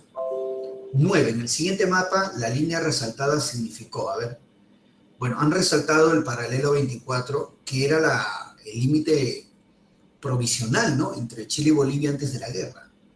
Claro, ¿no? Entonces ahí casa, ¿no? El límite entre Chile y Bolivia según el tratado Lindsey-Corral. Según el tratado Lindsey-Corral. Muy bien. Así es. Entonces, 9 casas. 9 casas. Muy bien. 9 casas. 9 casas. Muy bien, entonces ahí está la primera columna, 7 casas, 8 agüita, 9 casas. Y la segunda columna dice, la 10, como antecedente de la guerra de los 10 centavos, se tiene que citar el tratado que indicaba el no aumento de impuestos en el litoral boliviano. Justo lo que uno de sus compañeros preguntaba en el chat, ¿no? El tratado Walker Bautista o tratado de Sucre, ¿no? Era el que indicaba eso. 10 dedos. 10 dedos. 10 dedos. 11. En los inicios del conflicto de los 10 centavos, ¿ya? Tras la declaratoria de guerra de Bolivia, gobernada por el presidente, bueno, Bolivia, quien lo gobernaba, puntos suspensivos, a Chile, este país pidió la neutralidad del Perú, gobernado por el mandatario, el Perú, ¿no? Gobernado por, bueno, en Bolivia es Hilarión Daza, y en el caso del Perú, Mariano Ignacio Prado, ¿no? Casa, ¿verdad? 11 casa. 11 casa. Ahí está. Muy bien.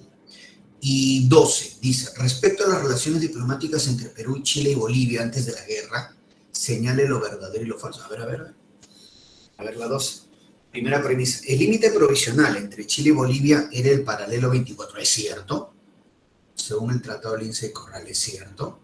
Primera premisa verdadera. Segunda premisa, Chile buscó formar una alianza militar con Bolivia en contra del Perú, ¿es cierto también? ¿No? Son antecedentes, dice, ¿no? Son antecedentes.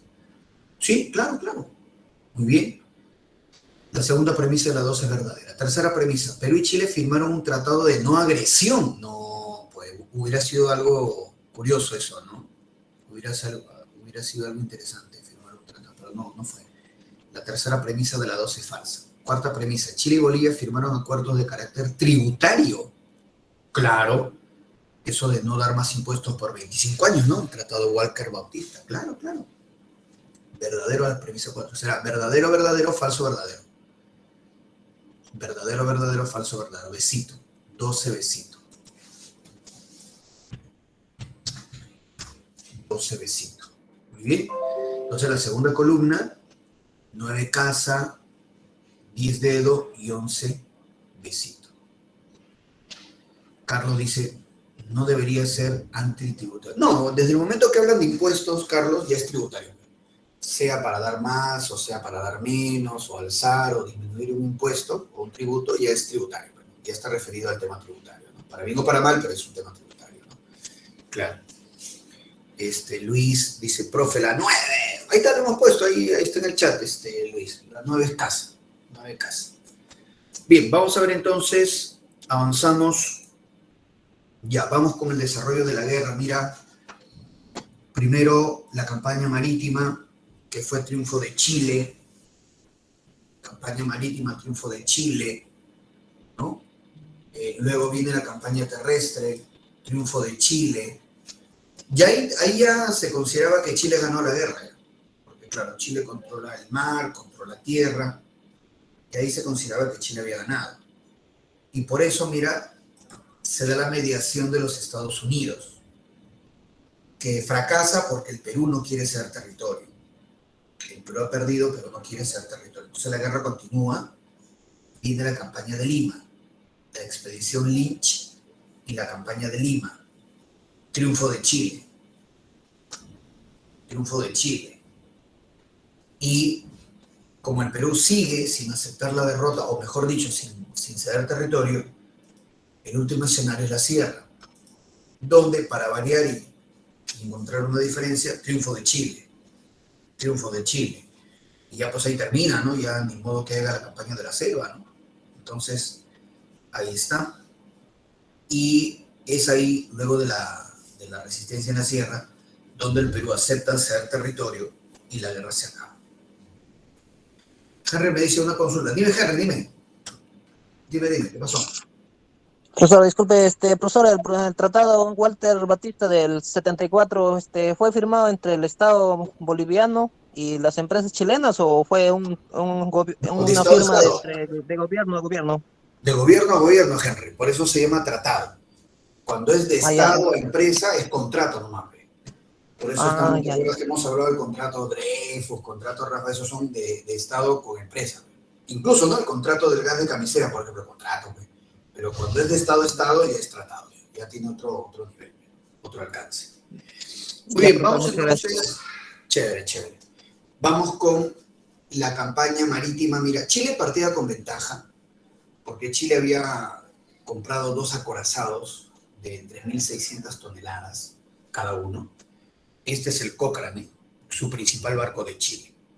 Y este es el principal barco peruano, la Independencia, de 2.000 toneladas.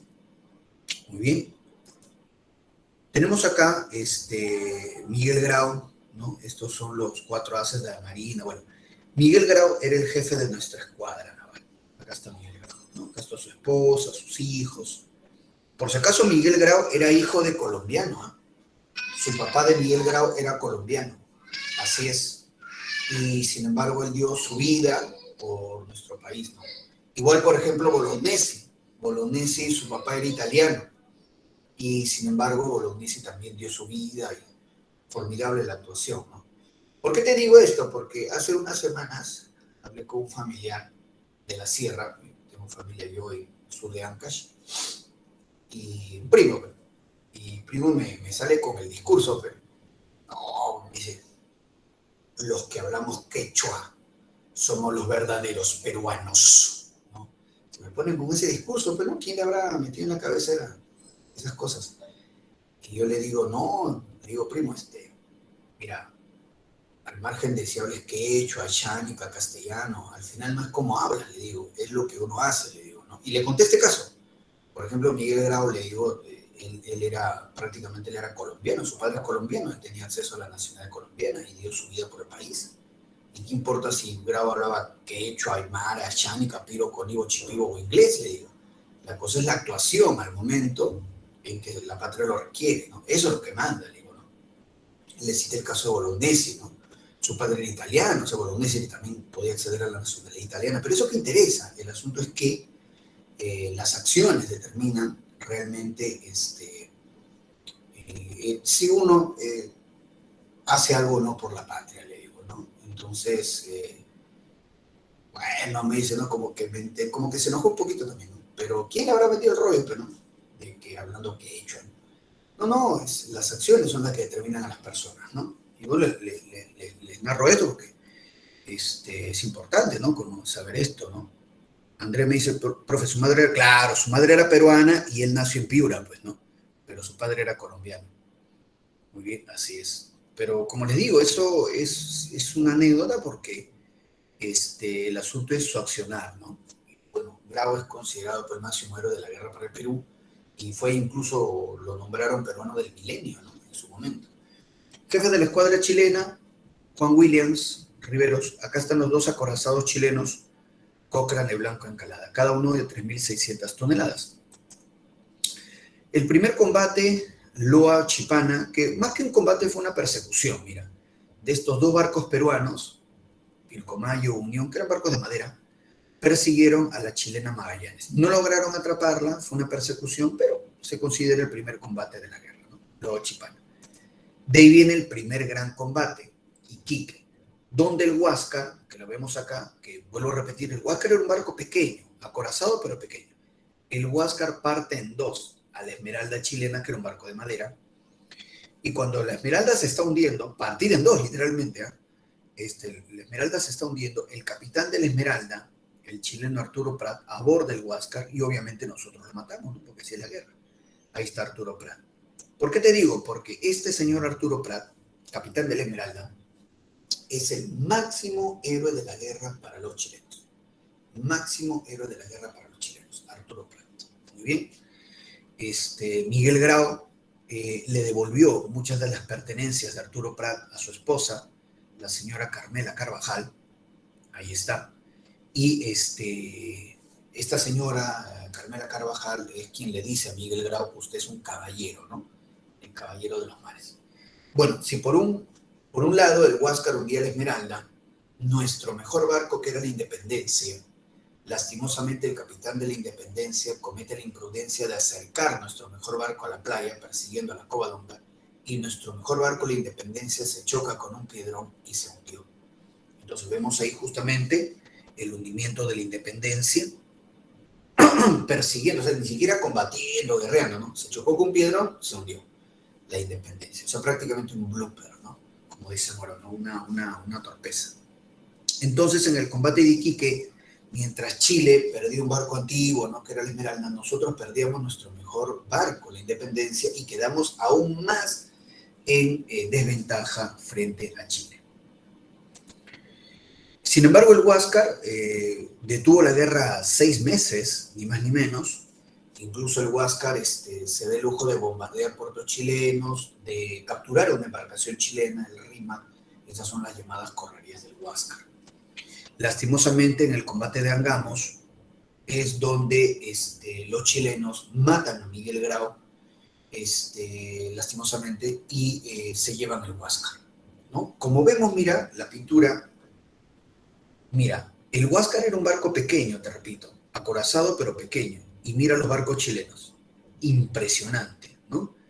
Mientras que el Huáscar era solo 1.000 toneladas, cada barco chileno, el Cochrane o Blanco Encalada, eran 3.600 toneladas. Para colmo, los chilenos habían comprado unos cañones llamados Palisar, modernos para la época, y a la primera andanada de esos cañonazos Palisar, muere Miguel Grau, porque los cañonazos cayeron en el puesto de mando. Grau fue desintegrado, solamente quedó su pierna izquierda, nada más. Muere Grau, asume el mando Elías Aguirre, segunda andanada de cañonazos Palisar sobre el Huáscar, muere Elías Aguirre, y el último jefe peruano del Huáscar es Pedro Gareso, que intentó hundir el barco, pero los chilenos lo abordan y los chilenos se llevan el Huáscar. Y bueno, el Huáscar va a seguir en la guerra, pero ahora bajo bandera chilena. Con la muerte de Grau, y la captura del Huáscar en Angamos, Chile domina el mar. Muy bien, entonces, no tengamos, Chile domina el mar. Muy bien. Vamos entonces a la campaña terrestre. Muy bien. Entonces, acá me escriben en el chat, Eduardo me dice, profe, se subió el Huáscar para salvar su vida. Quizá también, pero obviamente en plena, creo que se refiere a Arturo Prat, Eduardo, en plena momento de la batalla, pues, ¿no? Parece que sí quería abordar porque estaba con una especie de espada y con una pistola, estaba Arturo Prat. Y bueno, lo matamos, pero así la guerra, pues vamos a hacer un balazo en la cabeza y lo matamos. No era Arturo Prat, ¿no? Máximo era de la guerra de los chilenos. Y lo matamos. Por eso es héroe. Claro, lógico, ¿no? Entonces ahí está Andrés, dice, ¿qué pasa, Andrés? Se cree el chavo el 8, Andrés. Eric dice, profe, ¿qué hizo Prat? Abordar el Huáscar y que lo matáramos. Y para los chilenos era Arturo Prat, ¿no? Y ese gesto de grado de devolverle sus pertenencias a su esposa, ¿no? Así es. Eduardo me dice, Castillo dijo que recuperaría el Huáscar. Y por acá le dicen era Lescano. Sí, ¿no? Lescano fue. A veces Lescano estaba borracho, ¿no? Ese no era el que decía que había que tomar cañazo para curar el COVID. Yo he escuchado varias recetas contra el COVID, ¿no? Pero la más alucinante fue la del Lescano, ¿no? Se toma cañazo y ese cañazo huele feo. Y le dice que te cura el COVID.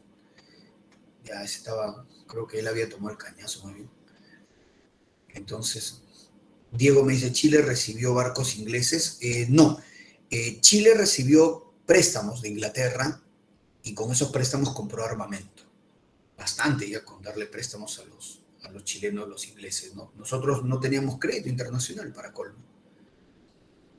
Henry me dice, profe, en Chile está el Huáscar como trofeo de guerra. Claro, exacto, Henry, tienes razón, está como trofeo de guerra, como museo, ¿no? Y trofeo de guerra. Así es. Carlos dice, profe, ganamos uno, perdemos todo. ¿Qué pasa, muchachos?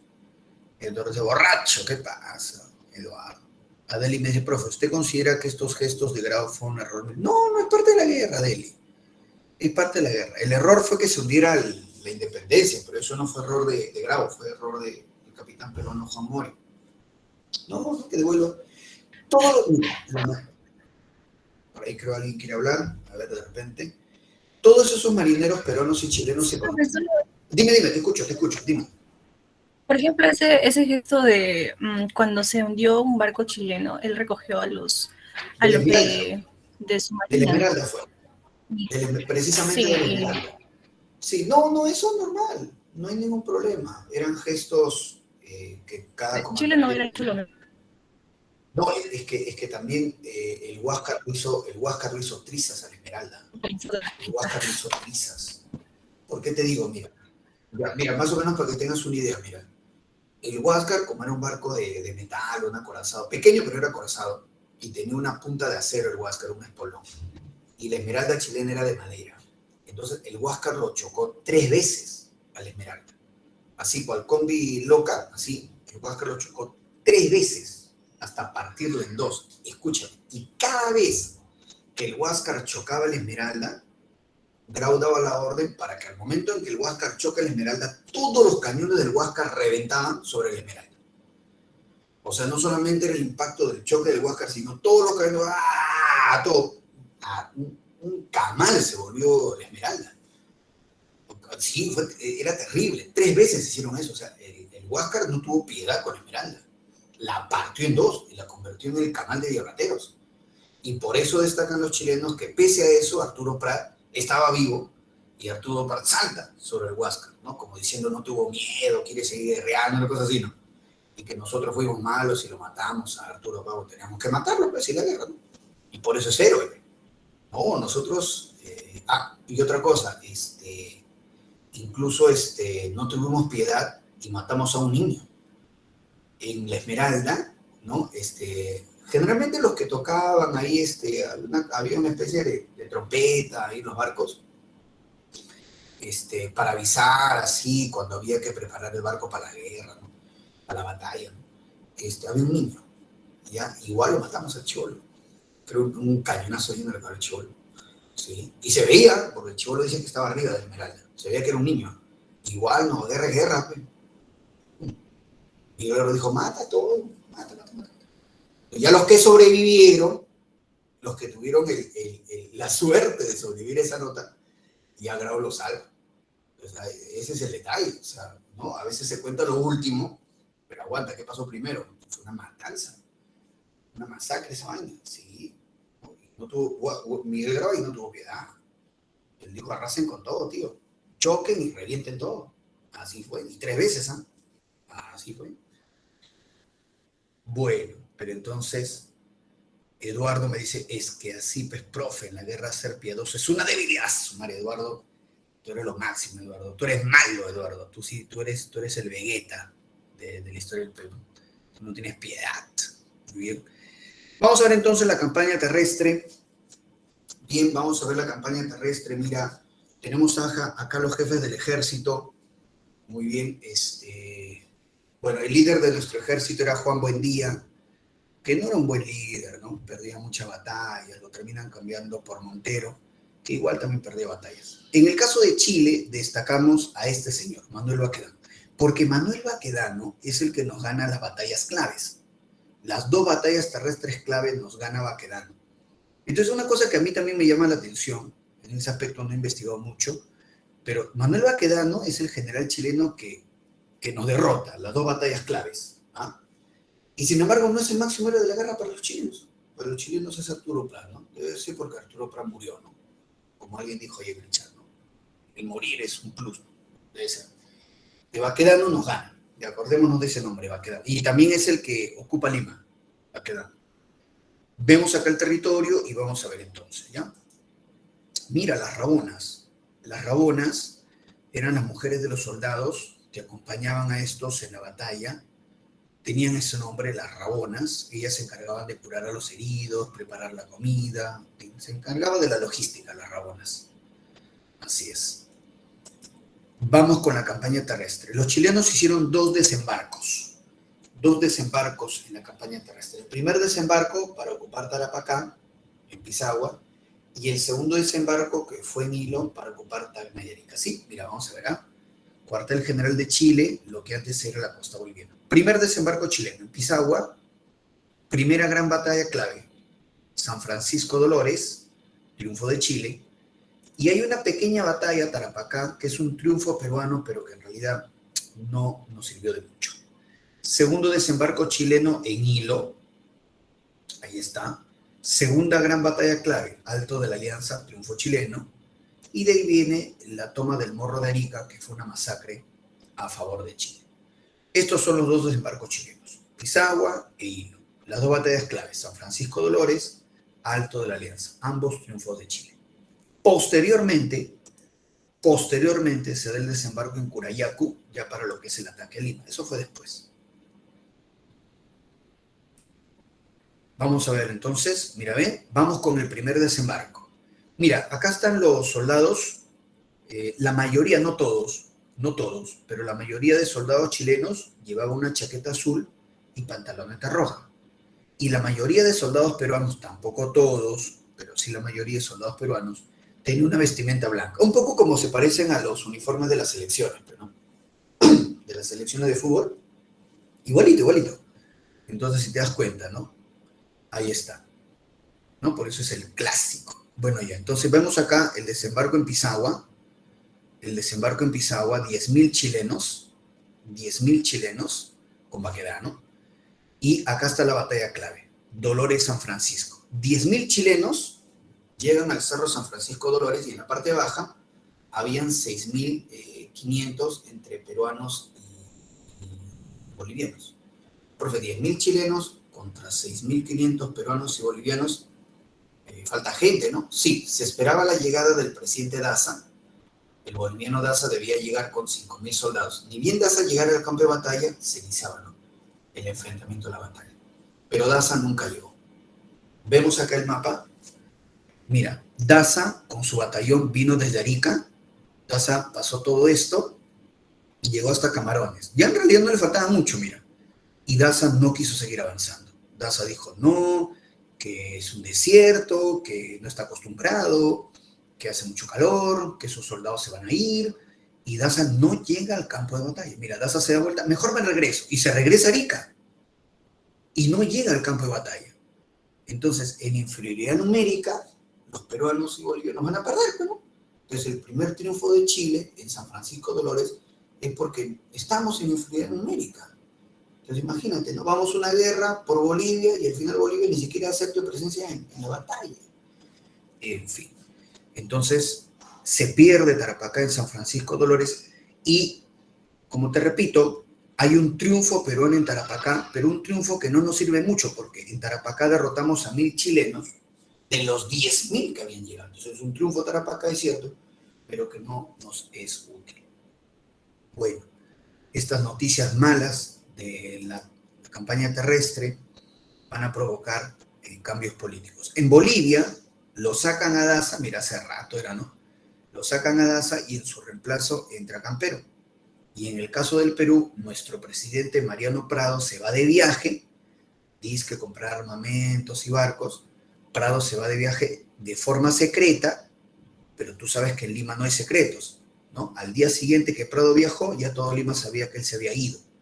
Y como la gente está enojada, porque ya hemos perdido la campaña marítima y nos está yendo mal en la campaña terrestre, la gente comenzó a decir, no, Prado se ha fugado, se ha llevado la plata de la colecta, maldito desgraciado. Un caos Lima. Y en medio de ese desorden, Pierola da golpe de Estado. Entonces, cambio en Bolivia, sale Daza, entra Campero, cambio en Perú, Prado se va de viaje, asume el mando, da golpe, Pierola. Ahí está. Segundo desembarco chileno en Hilo, el segundo desembarco chileno en Hilo, muy bien, 10.000 chilenos, y aquí se da la segunda gran batalla terrestre, Alto de la Alianza o Tacna. Alto de la Alianza Tacna. 10.000 chilenos con el general Baquedano frente a 10.000 peruanos y bolivianos. Esta batalla Alto de la Alianza, los aliados Perú y Bolivia tenían que ganarla, porque si Perú y Bolivia ganaban en Alto de la Alianza, equilibraban la cosa. Chile dominaba el mar, pero Perú y Bolivia tierra. Bacán. Pero si Perú y Bolivia perdían en el Alto de la Alianza, Chile controlaría el mar y controlaría tierra. Y para colmo, los aliados, Perú y Bolivia, ya no tendrían prácticamente ejército. Chile sería el ganador. Esa es la batalla clave. Alto de la Alianza. 10.000 chilenos con Baquedano, 10.000 entre peruanos y bolivianos. Listo, batalla, triunfo chileno total. Se acabó. Chile ganó el Alto de la Alianza. Ya está. Chile ganó, pues. Domina mar, domina tierra, y tanto es así que luego del Alto de la Alianza, Bolivia se va. Bolivia se va de la guerra. Sí, Bolivia se va. Nos dice Perú, chévere, gracias, ahí te dejo la guerra, de ahí te llamo para que me cuentes qué pasó, ¿ya? Y se va a Bolivia. En el momento más terrible de Bolivia, ¿verdad? Cuando Chile nos pidió la neutralidad y nosotros apostamos por Bolivia. Perú se la juega por Bolivia. ¿Verdad? No siendo el principal afectado en esta situación, Perú se la jugó por Bolivia, ¿verdad? Y ahora que la guerra se ha salido de control y no se sabe cómo va a terminar esto, Bolivia simplemente se va. Bolivia simplemente se va. ¿Se va de la mano o se va? Bolivia se va. Entonces, recordemos que quien creó todos los escenarios para que sea este conflicto fue Bolivia, no fue el Perú. Ni tampoco Chile, me atrevería a decir. ¿No? Bolivia nos mete en este enredo y simplemente Bolivia se va. Siempre me dicen, profe, el enemigo es Chile. Exacto. Sí, el enemigo es Chile. Estoy de acuerdo, lo firmo. El enemigo es Chile. ¿Qué? ¿Y Bolivia es el amigo? Chile es el malo, ya, bacán. Chile es el malo. ¿Qué? ¿Y Bolivia es el bueno? Entonces ahí hay que redefinir algunas cosas, ¿no? Hay que redefinir algunas cosas, ¿no? Ahora yo escucho, hay que fijarnos en Bolivia. Que Evo Morales. Oye, disculpa, le digo yo. Oye, ¿a ti quién te enseñó historia? Le digo, ¿cómo te vas a fijar en Bolivia? Qué triste tu vida, le digo, ¿ah? ¿Qué es esto? Entonces, ahí está, bien. Entonces, por lo que le digo, no, así no. Diego me dice, profe, ayer nos desquitamos. ¿Qué es eso, pues? ¿Qué es esto, Diego? Bien, entonces, vamos a ver. Entonces, en el Alto de la Alianza, triunfo entonces de Chile, y bueno, pues ya se considera en verdad que ha ganado Chile la guerra, y los chilenos toman el Morro de Arica, donde estaba Bolognesi con 1.000 peruanos, ¿no? En verdad poca gente, ¿no? y desatan la masacre. El repase, que era cuando mataban a los heridos, el repase era matar a los heridos luego de la batalla. Así es, ahí el soldado chileno claramente va a asesinar a un herido peruano. El Morro de Arica, lo vemos acá, está Bolognesi, que era la guarnición de Arica eran 1000 peruanos, ¿no? Baquedano le pide la rendición. Sabemos que Bolognesi dijo que no se iba a rendir hasta quemar el último cartucho. Los chilenos suben al Morro y masacran a toda la guarnición. Muere Francisco Bolognesi, acá está el famoso cuadro donde se ve a Alfonso Ugarte tratando de salvar la bandera, ¿no? Así es. Y luego tenemos por acá este cuadro, el último cartucho, donde se ve a Bolognesi ¿no? A punto de ser asesinado, porque este chileno le rompe el cráneo, ¿no? Así muere Bolognesi y le rompe la cabeza. El último cartucho. Bueno, como Chile ya ganó, interviene Estados Unidos, pero como te dije, el Perú acepta su rendición, pero lo que el Perú no acepta es ceder territorio. El Perú no quiere ceder territorios, entonces la negociación fracasa en la Caguana, en este barco estadounidense, perdón. Perú no quiere ceder territorio, la guerra continúa. La expedición Lynch, donde los chilenos saquean las haciendas azucareras y contaron con el apoyo de los chinos culí. Pobres chinos culí, ¿no? Tan explotados, apoyan a los chilenos en la destrucción de las haciendas. Los chilenos se vienen para ocupar Lima, Pierola organiza la defensa. Se dan 2 batallas para la toma de Lima. San Juan, que fue la batalla más sangrienta, murieron hasta 2000 personas, pero no sirvió de nada. Igual los chilenos entraron con todo. El héroe del Morro Solar en la batalla de San Juan es Iglesias. Los chilenos saquearon Chorrillos y Barranco y se tenía temor de que los chilenos saquearan también el centro de Lima. Felizmente, esta es la batalla de Miraflores, donde los peruanos utilizamos reductos. De nada valió, igual los chilenos pasaron con todo. Y Lima se salvó de ser saqueada gracias al francés Petitoars. Petitoars incluso amenazó a Baquedano con una intervención francesa en la guerra. El Baquedano dijo, ya está bien, ocupación pacífica de Lima. Pierola fracasó en defender la capital y nombran presidente a este señor, García Calderón, el gobierno de la Magdalena. Petitoars, Andrés me dice, ¿Petitoars quién era? Un almirante francés. Petitoars era un almirante francés. Los embajadores le pidieron que intervenga para que Lima no sea saqueada. ¿Qué hacía por acá? Me dice Andrés. Tuvimos suerte, que Petitoars en realidad estaba así, ¿no? Navegando, viajando por el mundo, parece, y justo estaba por acá Petitoars, porque si él no hubiera estado, también la situación se hubiera complicado más, ¿eh? Él, Petitoars, como representante de la Fuerza Armada Francesa, habló con Baquedano, ¿no? Así es. Eduardo y el profe, haciendo obra con sus causas, bueno, haciendo obra con los embajadores, porque los embajadores son los que le pidieron a Petitoars que intervenga. Y el último escenario es la sierra, donde Iglesias, en la zona norte, ya reclutaba, ya para este momento de la resistencia en la sierra, ya no hay soldados ya. Entonces, más bien lo que se recluta son campesinos, montoneros, ¿no? En el caso de Iglesias, a sus montoneros les ponía el gorrito azul, y en el caso de Cáceres, a sus montoneros les ponía el gorrito rojo. Ahí están los abelinos, ¿no? Que eran muchachos vestidos de pordioseros, ¿no? Para espiar a los chilenos, ¿no? A favor de Cáceres. Bueno, la campaña de la Breña, el Brujo de los Andes, pese a obtener varios triunfos Cáceres, más importante es Concepción, finalmente Cáceres es derrotado. Estos son los triunfos de Cáceres hasta Concepción.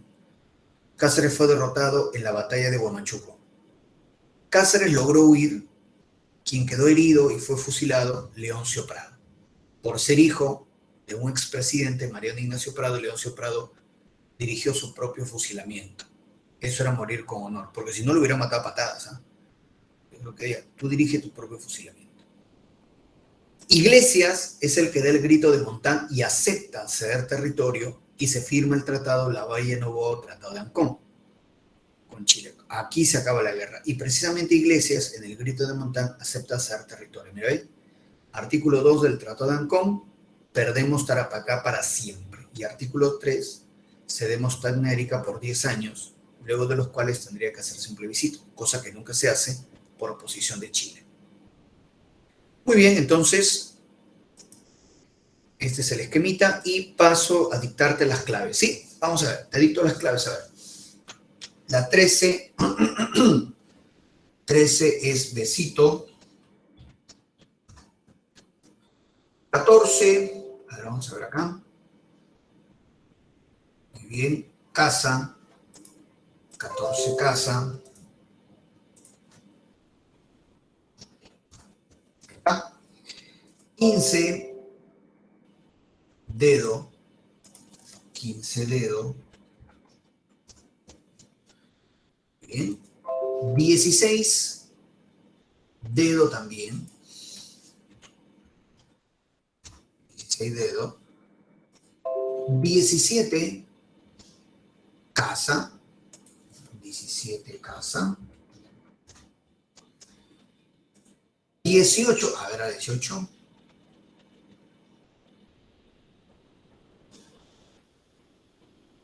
Ya. Casa. 18, casa. Ahí está. ¿Sí? Vamos con el segundo bloque. A ver. Segundo bloque. Mira, ahí están las claves en el chat, ¿ah? Del primer bloque. Vamos con el segundo bloque. 19, dedo. 19, dedo. 20, a ver, a ver.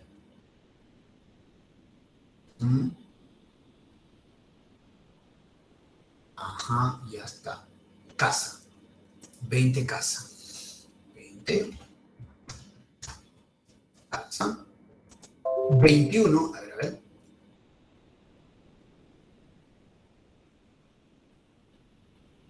A ver. Dedo, 21 dedo. 21 dedo. 22, agüita. 22, agüita. 23, casa. Y 24,